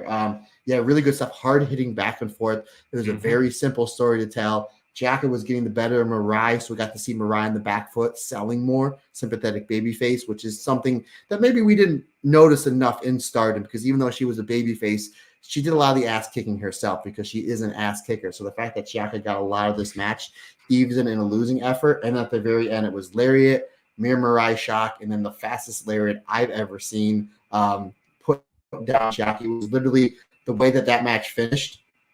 As soon as she hit that last lariat, I'm like, that's got to be the finish because they literally finished it. Crowd psychology at the top point of the match. Like you can't really go anywhere there. It fits perfect, and I'm glad 3 count happened there. Really great stuff. Obviously, we're huge fans of Mirai. Really excited to see what they do with Chiaki moving forward because I thought I've never seen her work before. If I have, it was kind of just here or there. I was really impressed with her, and she really played her job really well as a badass heel. And considering the fact she was in the ring with one of the hardest hitters in all of wrestling, not just Stardom or Marigold or Joshi, Mirai's one of the hardest hitters in all of wrestling.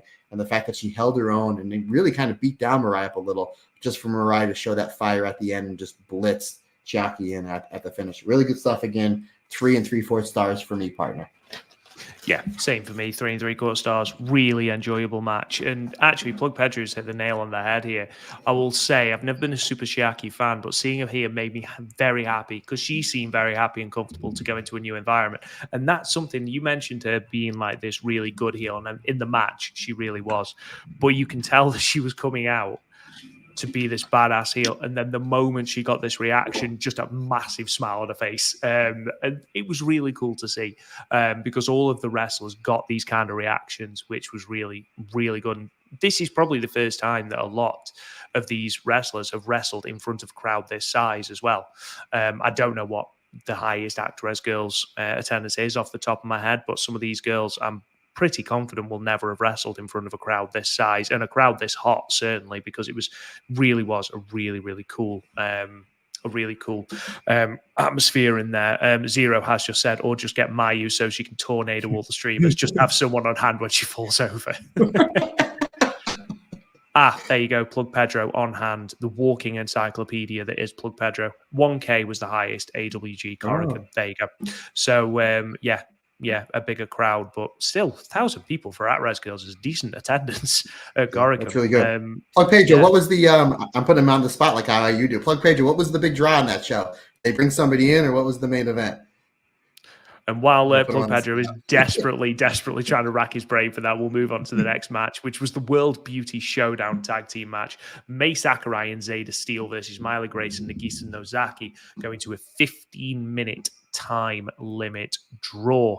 Now, yes. I can't. As soon as the bell rang, I'm like, I cannot wait to podcast with Rob later. The fact we're doing this on the same day, and the fact you just finished this show like 2 hours ago, I'm super excited for the Ogawa special. Go ahead, brother. I'm gonna lean back and let you go.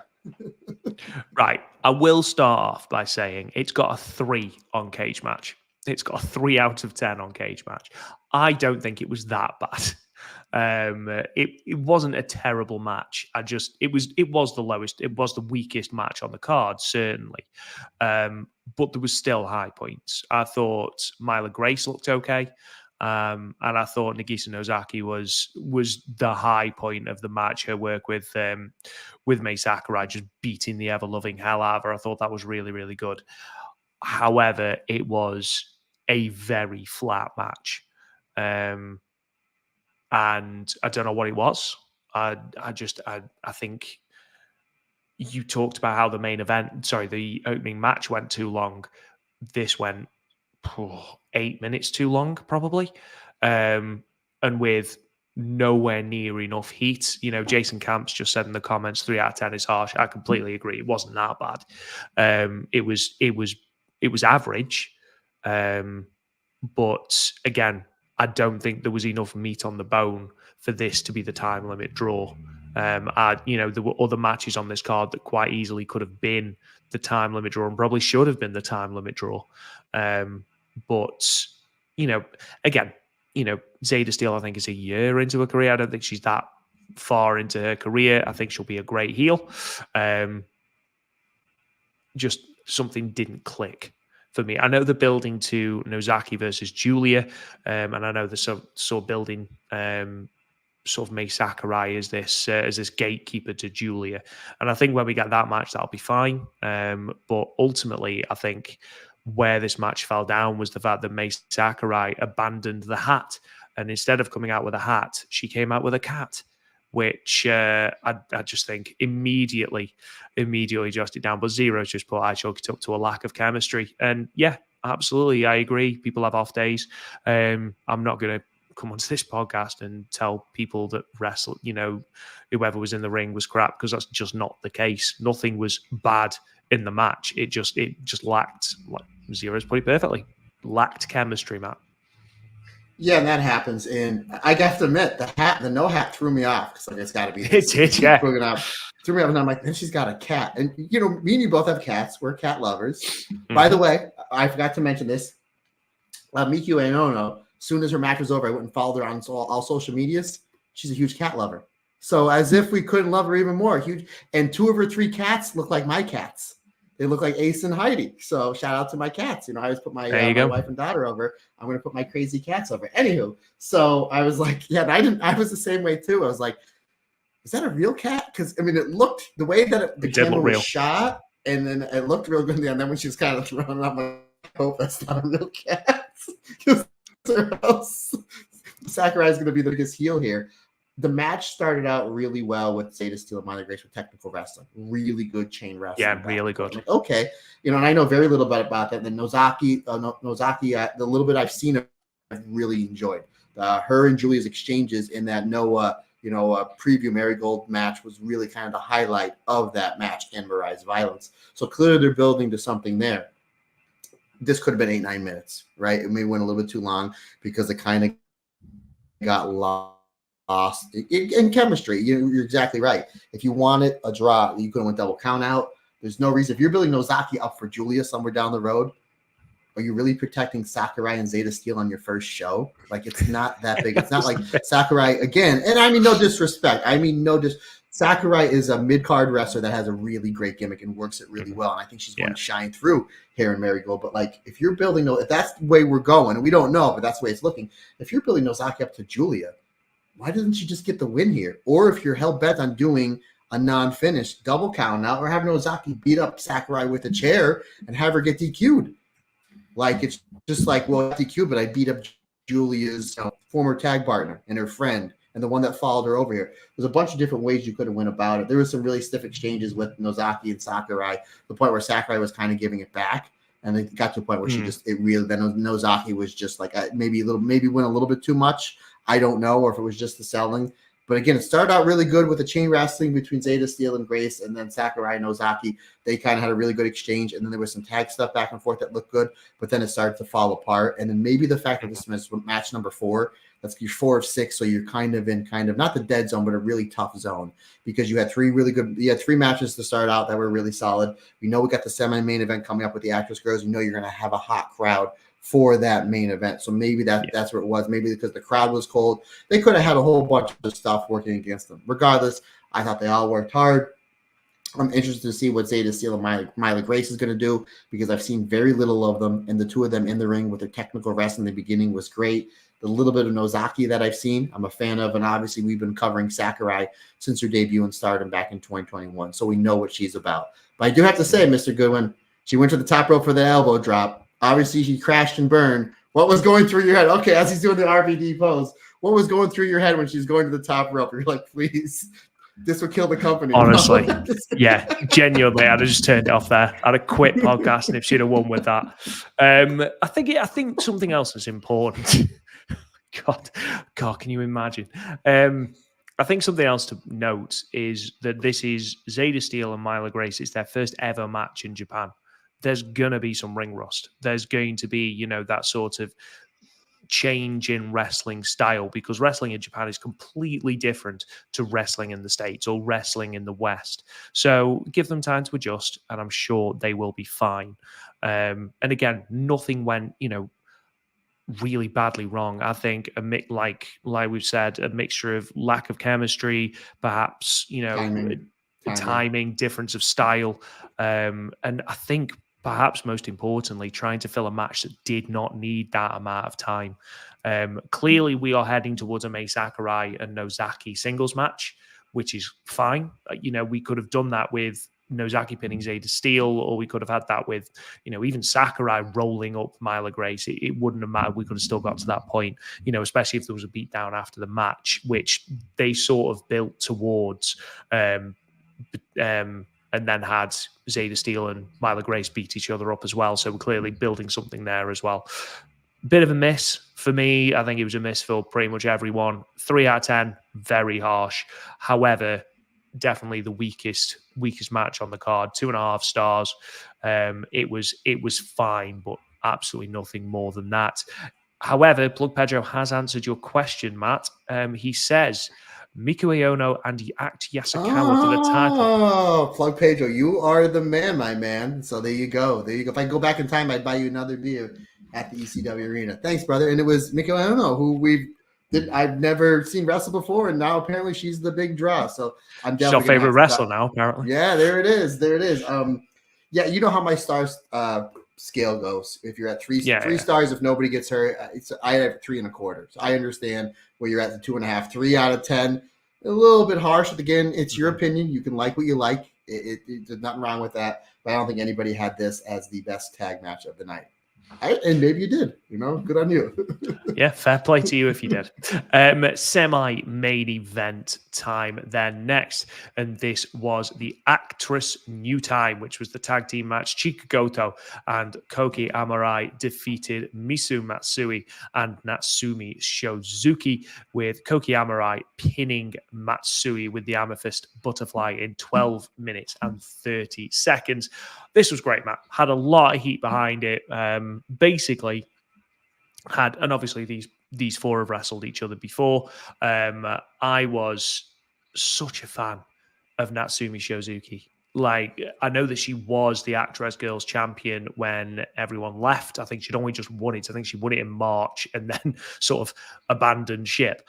But she was the big standout for me in this match. I thought she held everything together really, really well. I know this is, they kept billing this as Goto and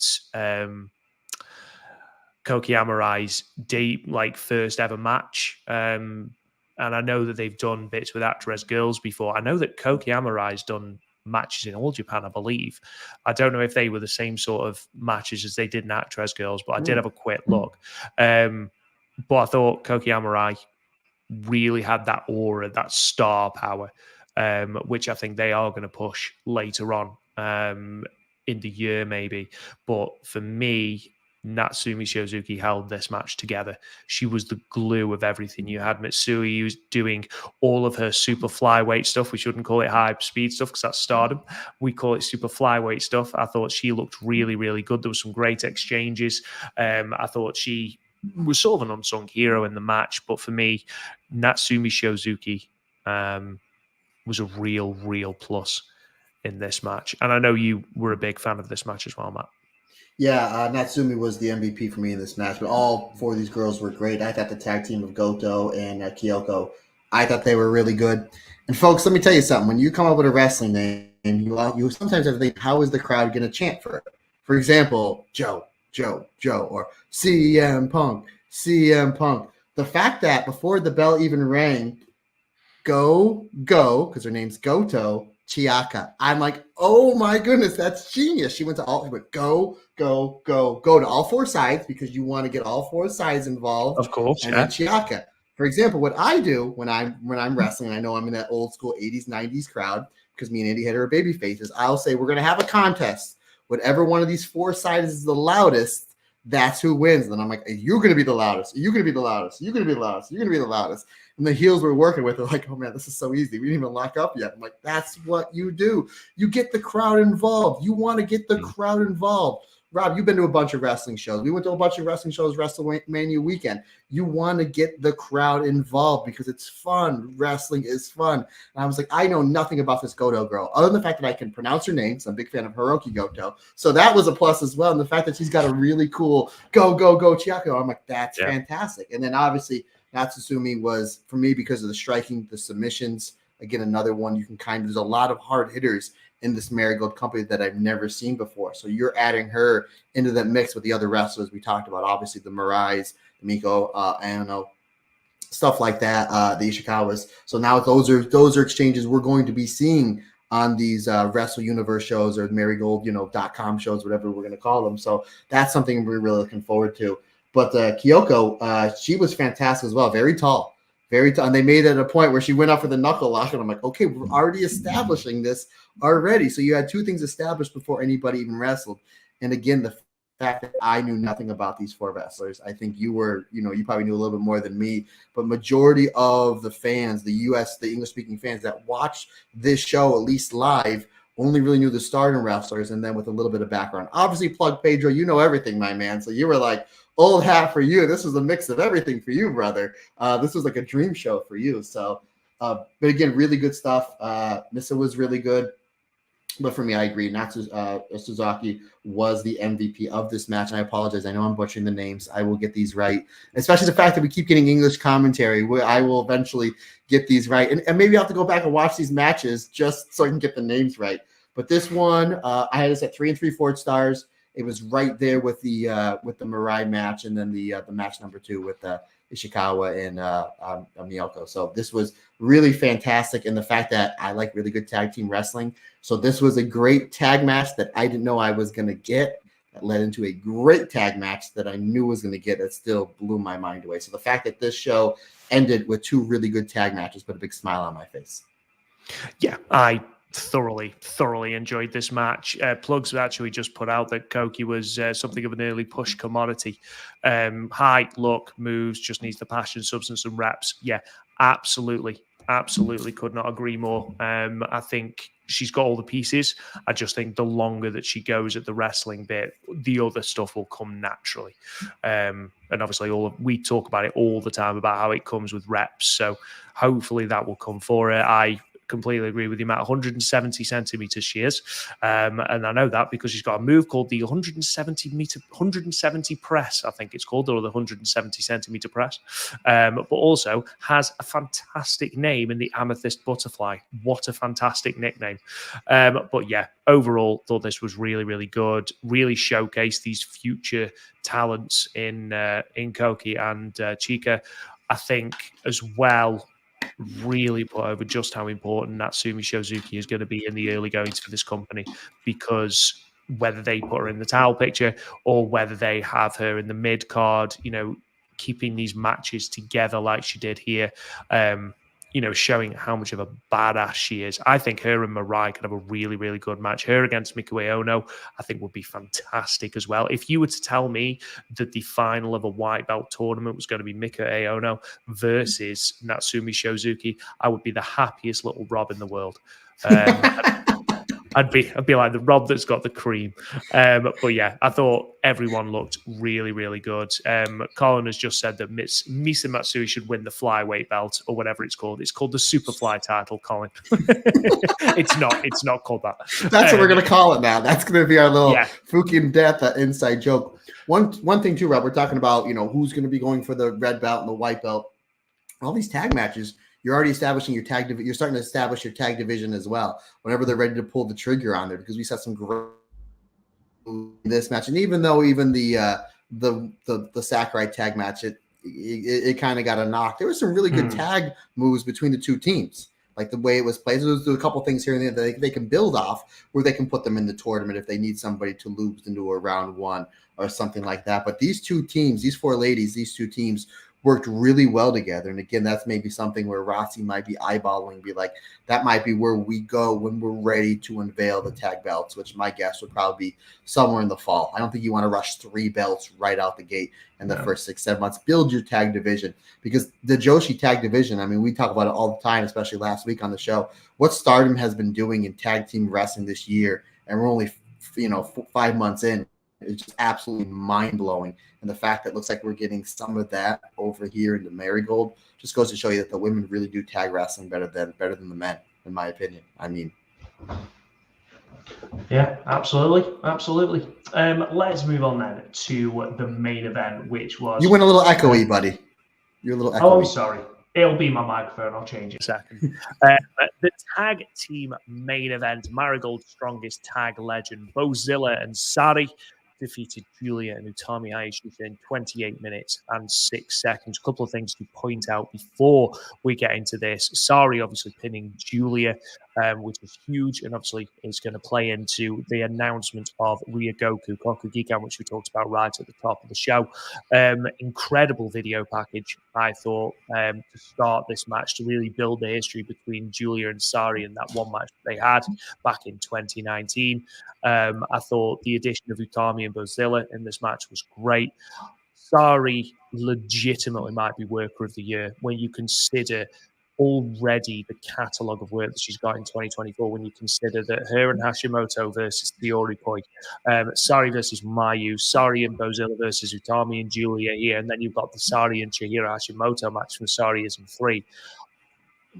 In terms of consistency, I genuinely cannot think of another person who would touch her at the moment. I thought overall, not just Sari, but I thought everyone in this match was tremendous. Bozilla's surprise of the entire show, massively over, was the perfect foil. I saw someone liken her less to a Megan Banks. I know Rossi came out after the show and said that he thought she would be like Megan Bain, but actually he thinks she's better than Megan Bain. But I actually think she's more like Jazzy Gabert, more like an early alpha female, which is great because early alpha female was brilliant. Sean Murphy's just put Bozilla's 20 years old, and she can put her hell her own. Yeah, absolutely. Her dad, who I believe is a famous wrestler, and I can't remember the name. Herman. It's my first note. Thank you. Know that. And again, shout out to the commentary team, because Ulf Herman is a legend over in the Germany scene. And he actually, I think he had like a little bit of a run in ECW back in 99, 2000, something like that. But I was like, oh man. And they said he was sitting in the front row. I don't know if they showed him. I wouldn't know what he looked like anyway, because I probably haven't seen him in 10 years. But I'm like, man, when you have the pedigree of your dad, who's a definition of a journeyman wrestler, when you making your living as a pro wrestler in Germany, folks, there's no AEWs, NWAs over there in Germany. But again, he's had some matches over here in ECW during the pay-per-view years. Because that name does sound familiar. And it's a wrestler I have watched a whole bunch of matches before. So that is, I didn't know that. And again, kudos to the commentary team for pointing that out, that she's a second generation wrestler. So that's really cool. Yeah. And I think she fully held her own. The confidence that she had was incredible. I mean, she was over straight away. She's called the biggest kaiju, which is a fantastic nickname up there with Amethyst Butterfly. But the way, this match was obviously built around Julia and Sari, and for obvious reasons when you consider the Ryogoku announcements.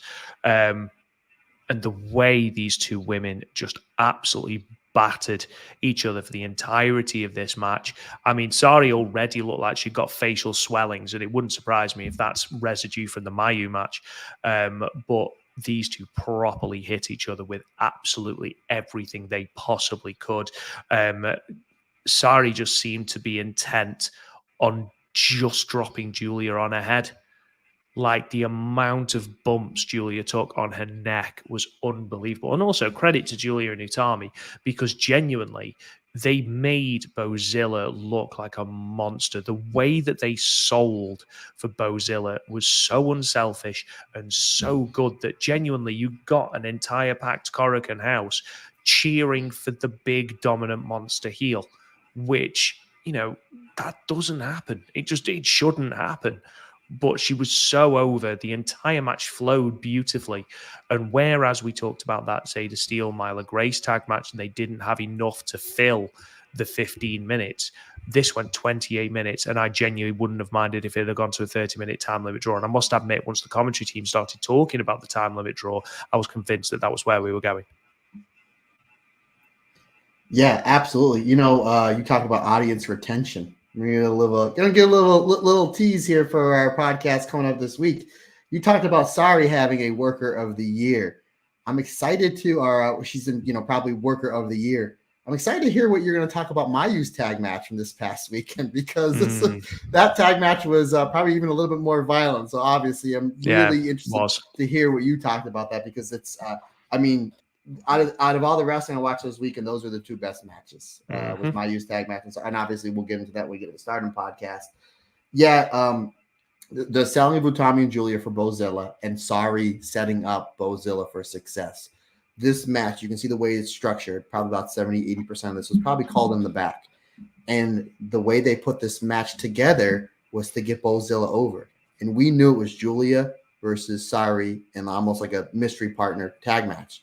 We announced it was Utami, or Utami. Yeah, we know, main eventer, one of the best wrestlers in the world, male, female, anywhere in the world, Japanese, England, Japan. She's one of the best in wrestling right now. No one deny that. And I'm like, Bozilla, we don't know much of her.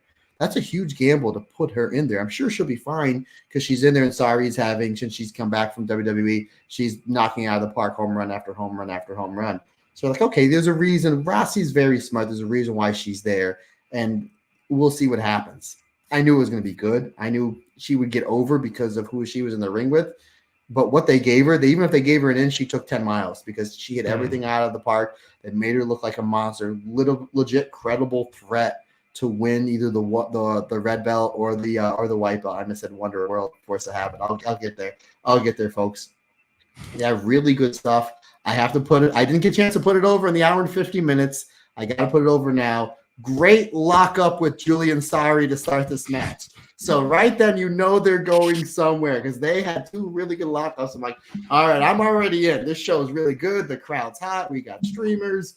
I'm in. Now you give me two good lockups. Okay, I'm in. Bozilla looked dominant from Jump Street. And I liked how it was like 50-50 with Julia and Sari. And then Julia tags out to Utami. And then we get a little bit of Utami and Sari, which is again another dream match that we all want to see. And that was 50-50. Bozilla comes in and just runs right over the former champions, the two former champions from Stardom, and has to take teamwork to take down Bozilla. And I thought that was something really, really cool. Obviously, Julia, former goddess champion, and as well as Utami. So the fact that obviously not together, but the fact these two former World of Stardom champions, it took the two of them to get down the unknown person that we don't know much about. So it's like we're establishing dominance. That I liked how, and it's funny because Rossi mentioned, she reminded me of Megan Bain. They did the Megan Bain May Sarah spot where Bozilla presses Sari right to the floor onto Julia and Utami. I thought that was really good. It was a really cool spot. Again, they're building Bozilla up in this match, and then she eats a huge German suplex from Utami, which I thought was cool. And then Utami was one of the best German suplexes of all of wrestling, just this crazy snap German suplex to Sari. I was like, wow, like she even got quicker and more precise with the German suplex. It looks more violent because you're going over faster with more of a violent snap, which I liked. I also liked how Julia and Utami, they did the Aphrodite torture rack, top rope drop kick, torture rack drop spot to Sari. And I was like, oh, that's cool. It's just like, what should we do as a tag move here? I could just see them calling it in the match. And Sari's like, yeah, just do a big tag move to me. And Julia's like, what do you want to do? He's like, oh, we'll do this spot that me and Kamatani used to do all the time. It sure as hell works. And it worked there because Julia's got a really good top rope dropkick. So I thought that was good here. And then obviously you're building towards, as we're getting into the 23, 24, 25 minutes, it almost becomes almost like a singles match between Sari and Julia. And I'm like, okay, this is clearly done for a reason. And they're going back and forth. And you see Utami come in and Bozilla would come in. And then Sari's hitting all these crazy stuff to Julia. And then the two of them are throwing insane forearms and headbutts. And it's just like, and you're putting in your head, this again, this is just genius book. And you're putting in, man, what would a singles match between these two look like? Because we're getting a mini one here mixed in with this tag match. And then Julia's just kicking out of all this stuff. And it takes a Bozilla moonsault and then Sari with the wrist clutch exploder to put Julia away. And then you're like, oh, by the way, an hour after the show, you know that match we kind of planted the seeds in the last 5-6 minutes? Yeah, you're getting that at the big show in Sumo Hall. So excellent stuff. This was fantastic. One of the best tag matches I've seen all year, and I've been saying, seems like I've said that a lot on this podcast. Every episode. We really do. We really do. I think I made mention on social media that if I had to list the top 10 tag matches I've seen in all of wrestling, that's all Stardom. This is like 3 or 4 for me. I had this at 4 3/4 stars. This was, again, just as good as the Best Friends versus Eye Contact match that I saw 2 days prior. Obviously, we'll get into that in a few days, partner. This was tremendous, terrific. And again, the fact you're in Korakuen Hall, Utami's walked in there with the red belt. Julia's walking in with the red belt and the Wonder Belt. Utami's won the 5-star in this building. Julia's, she's done everything in this building. Sari's been knocking it out of the park in that building, pre-WWE and post-WWE. And the person that got over the most, not only in this match, but this whole entire show, is Bozilla. And just goes to show, sometimes you want something different. And when you mix something in different, that's really good with everything around it, accentuating all of her positives. It's an absolute home run. And now we have a star born here, Rob. Obviously, we talked about the actress girls, how much we love them. I don't see any of them making a run for the red belt just yet. If Bozilla was the first red belt champion, I can see that. I really can. Or if you're going to have Sari versus Julia, Io versus Utami, if those are the 2 dream matches we're getting in Sumo Hall, your final match in the tournament for the red belt could be Bozilla defeating Julia in the semifinal versus Mirai defeating Utami in the semifinal. And then you put those 3 matches on, and then you put Mei Sakurai with a cat on her hat. Come on. I just sold you 4,000 tickets, folks. Dude, Mei Sakurai cat in the hat? Absolutely. Plug Pedro's just said, where's Robzilla? Next episode, my friend. Next episode. Sean Murphy's just said, if the report is correct, Julia is working Heatwave on the 7th of July and Summer Destiny on the 13th. Yeah, I think we talked a little bit about that at the top of the show, but I didn't know that it was confirmed that she was on both. But there we are. Yeah, I completely agree. I think Marigold have really dropped on with Bozilla. She was in a no lose situation here. Nobody really knew what Bozilla was going to be capable of in this match. And, if she'd have just been middling, then, people would have been more focused on Sari, Utami, and Julia. However, not only did she exceed expectations, Marigold now have an established heel main eventer on their cards, which they can now use, which is perfect, especially if you are looking to book tournament wrestling for these championships. Bozilla is perfect for that, and she becomes effectively what Megan Bain was in Stardom. A heater. Yeah, absolutely. Someone that can run through your mid card, but then can put over your main event talent or the stars that you're trying to get over even more. And you hit the nail on the head. I would not hate Bozilla going all the way in a tournament for the red belt. Maybe not winning it, but certainly getting to the final. And I think her versus Mirai, which, spoiler, I would have Mirai be the first red belt champion. I'll explain that in a minute. But I think overall, this match just flowed beautifully for all the star power that was in this. You just got ultimately 4 women that wanted to batter each other and really get that story of, because you've got Sari who wants to sort of embarrass Marigold. She went on Twitter and was mocking the squats that the Marigold wrestlers were doing on the beach, which I thought was quite funny. Squats are hard, guys. Let me tell you. I've tried doing 1,000 of those. after you've just run on the beach for miles as well through sand. But yeah, I thought that was really, really entertaining. Obviously, your main story is Julia and Sari. I thought overall fantastic match, 4 3/4 stars. Marigold has its first classic match in the books. Yeah, overall incredible match. In terms of your red belt and white belt champions, we've got a little bit of discussion going on in the chat about red belts. Let me explain my thinking. So, in terms of the red belt, you want Utami to be your star. That's why she's in the promotion, having basically completed stardom effectively. However, do you want her to ascend to the top of the mountain straight away? Or do you have her win that belt from somebody else? And ultimately, if she becomes the inaugural champion, no one in the world is going to complain about that. However, do you ride the wave of momentum that Mirai has gotten? You know, you look at that reaction that the crowd gave her. Do you give her that reaction, and sort of go, right? Well, okay, let's ride this. Let's give her that red belt. Let's push her. You know, because she never got that reaction in Stardom. She never had that amount of push in Stardom from the crowd. So ride that.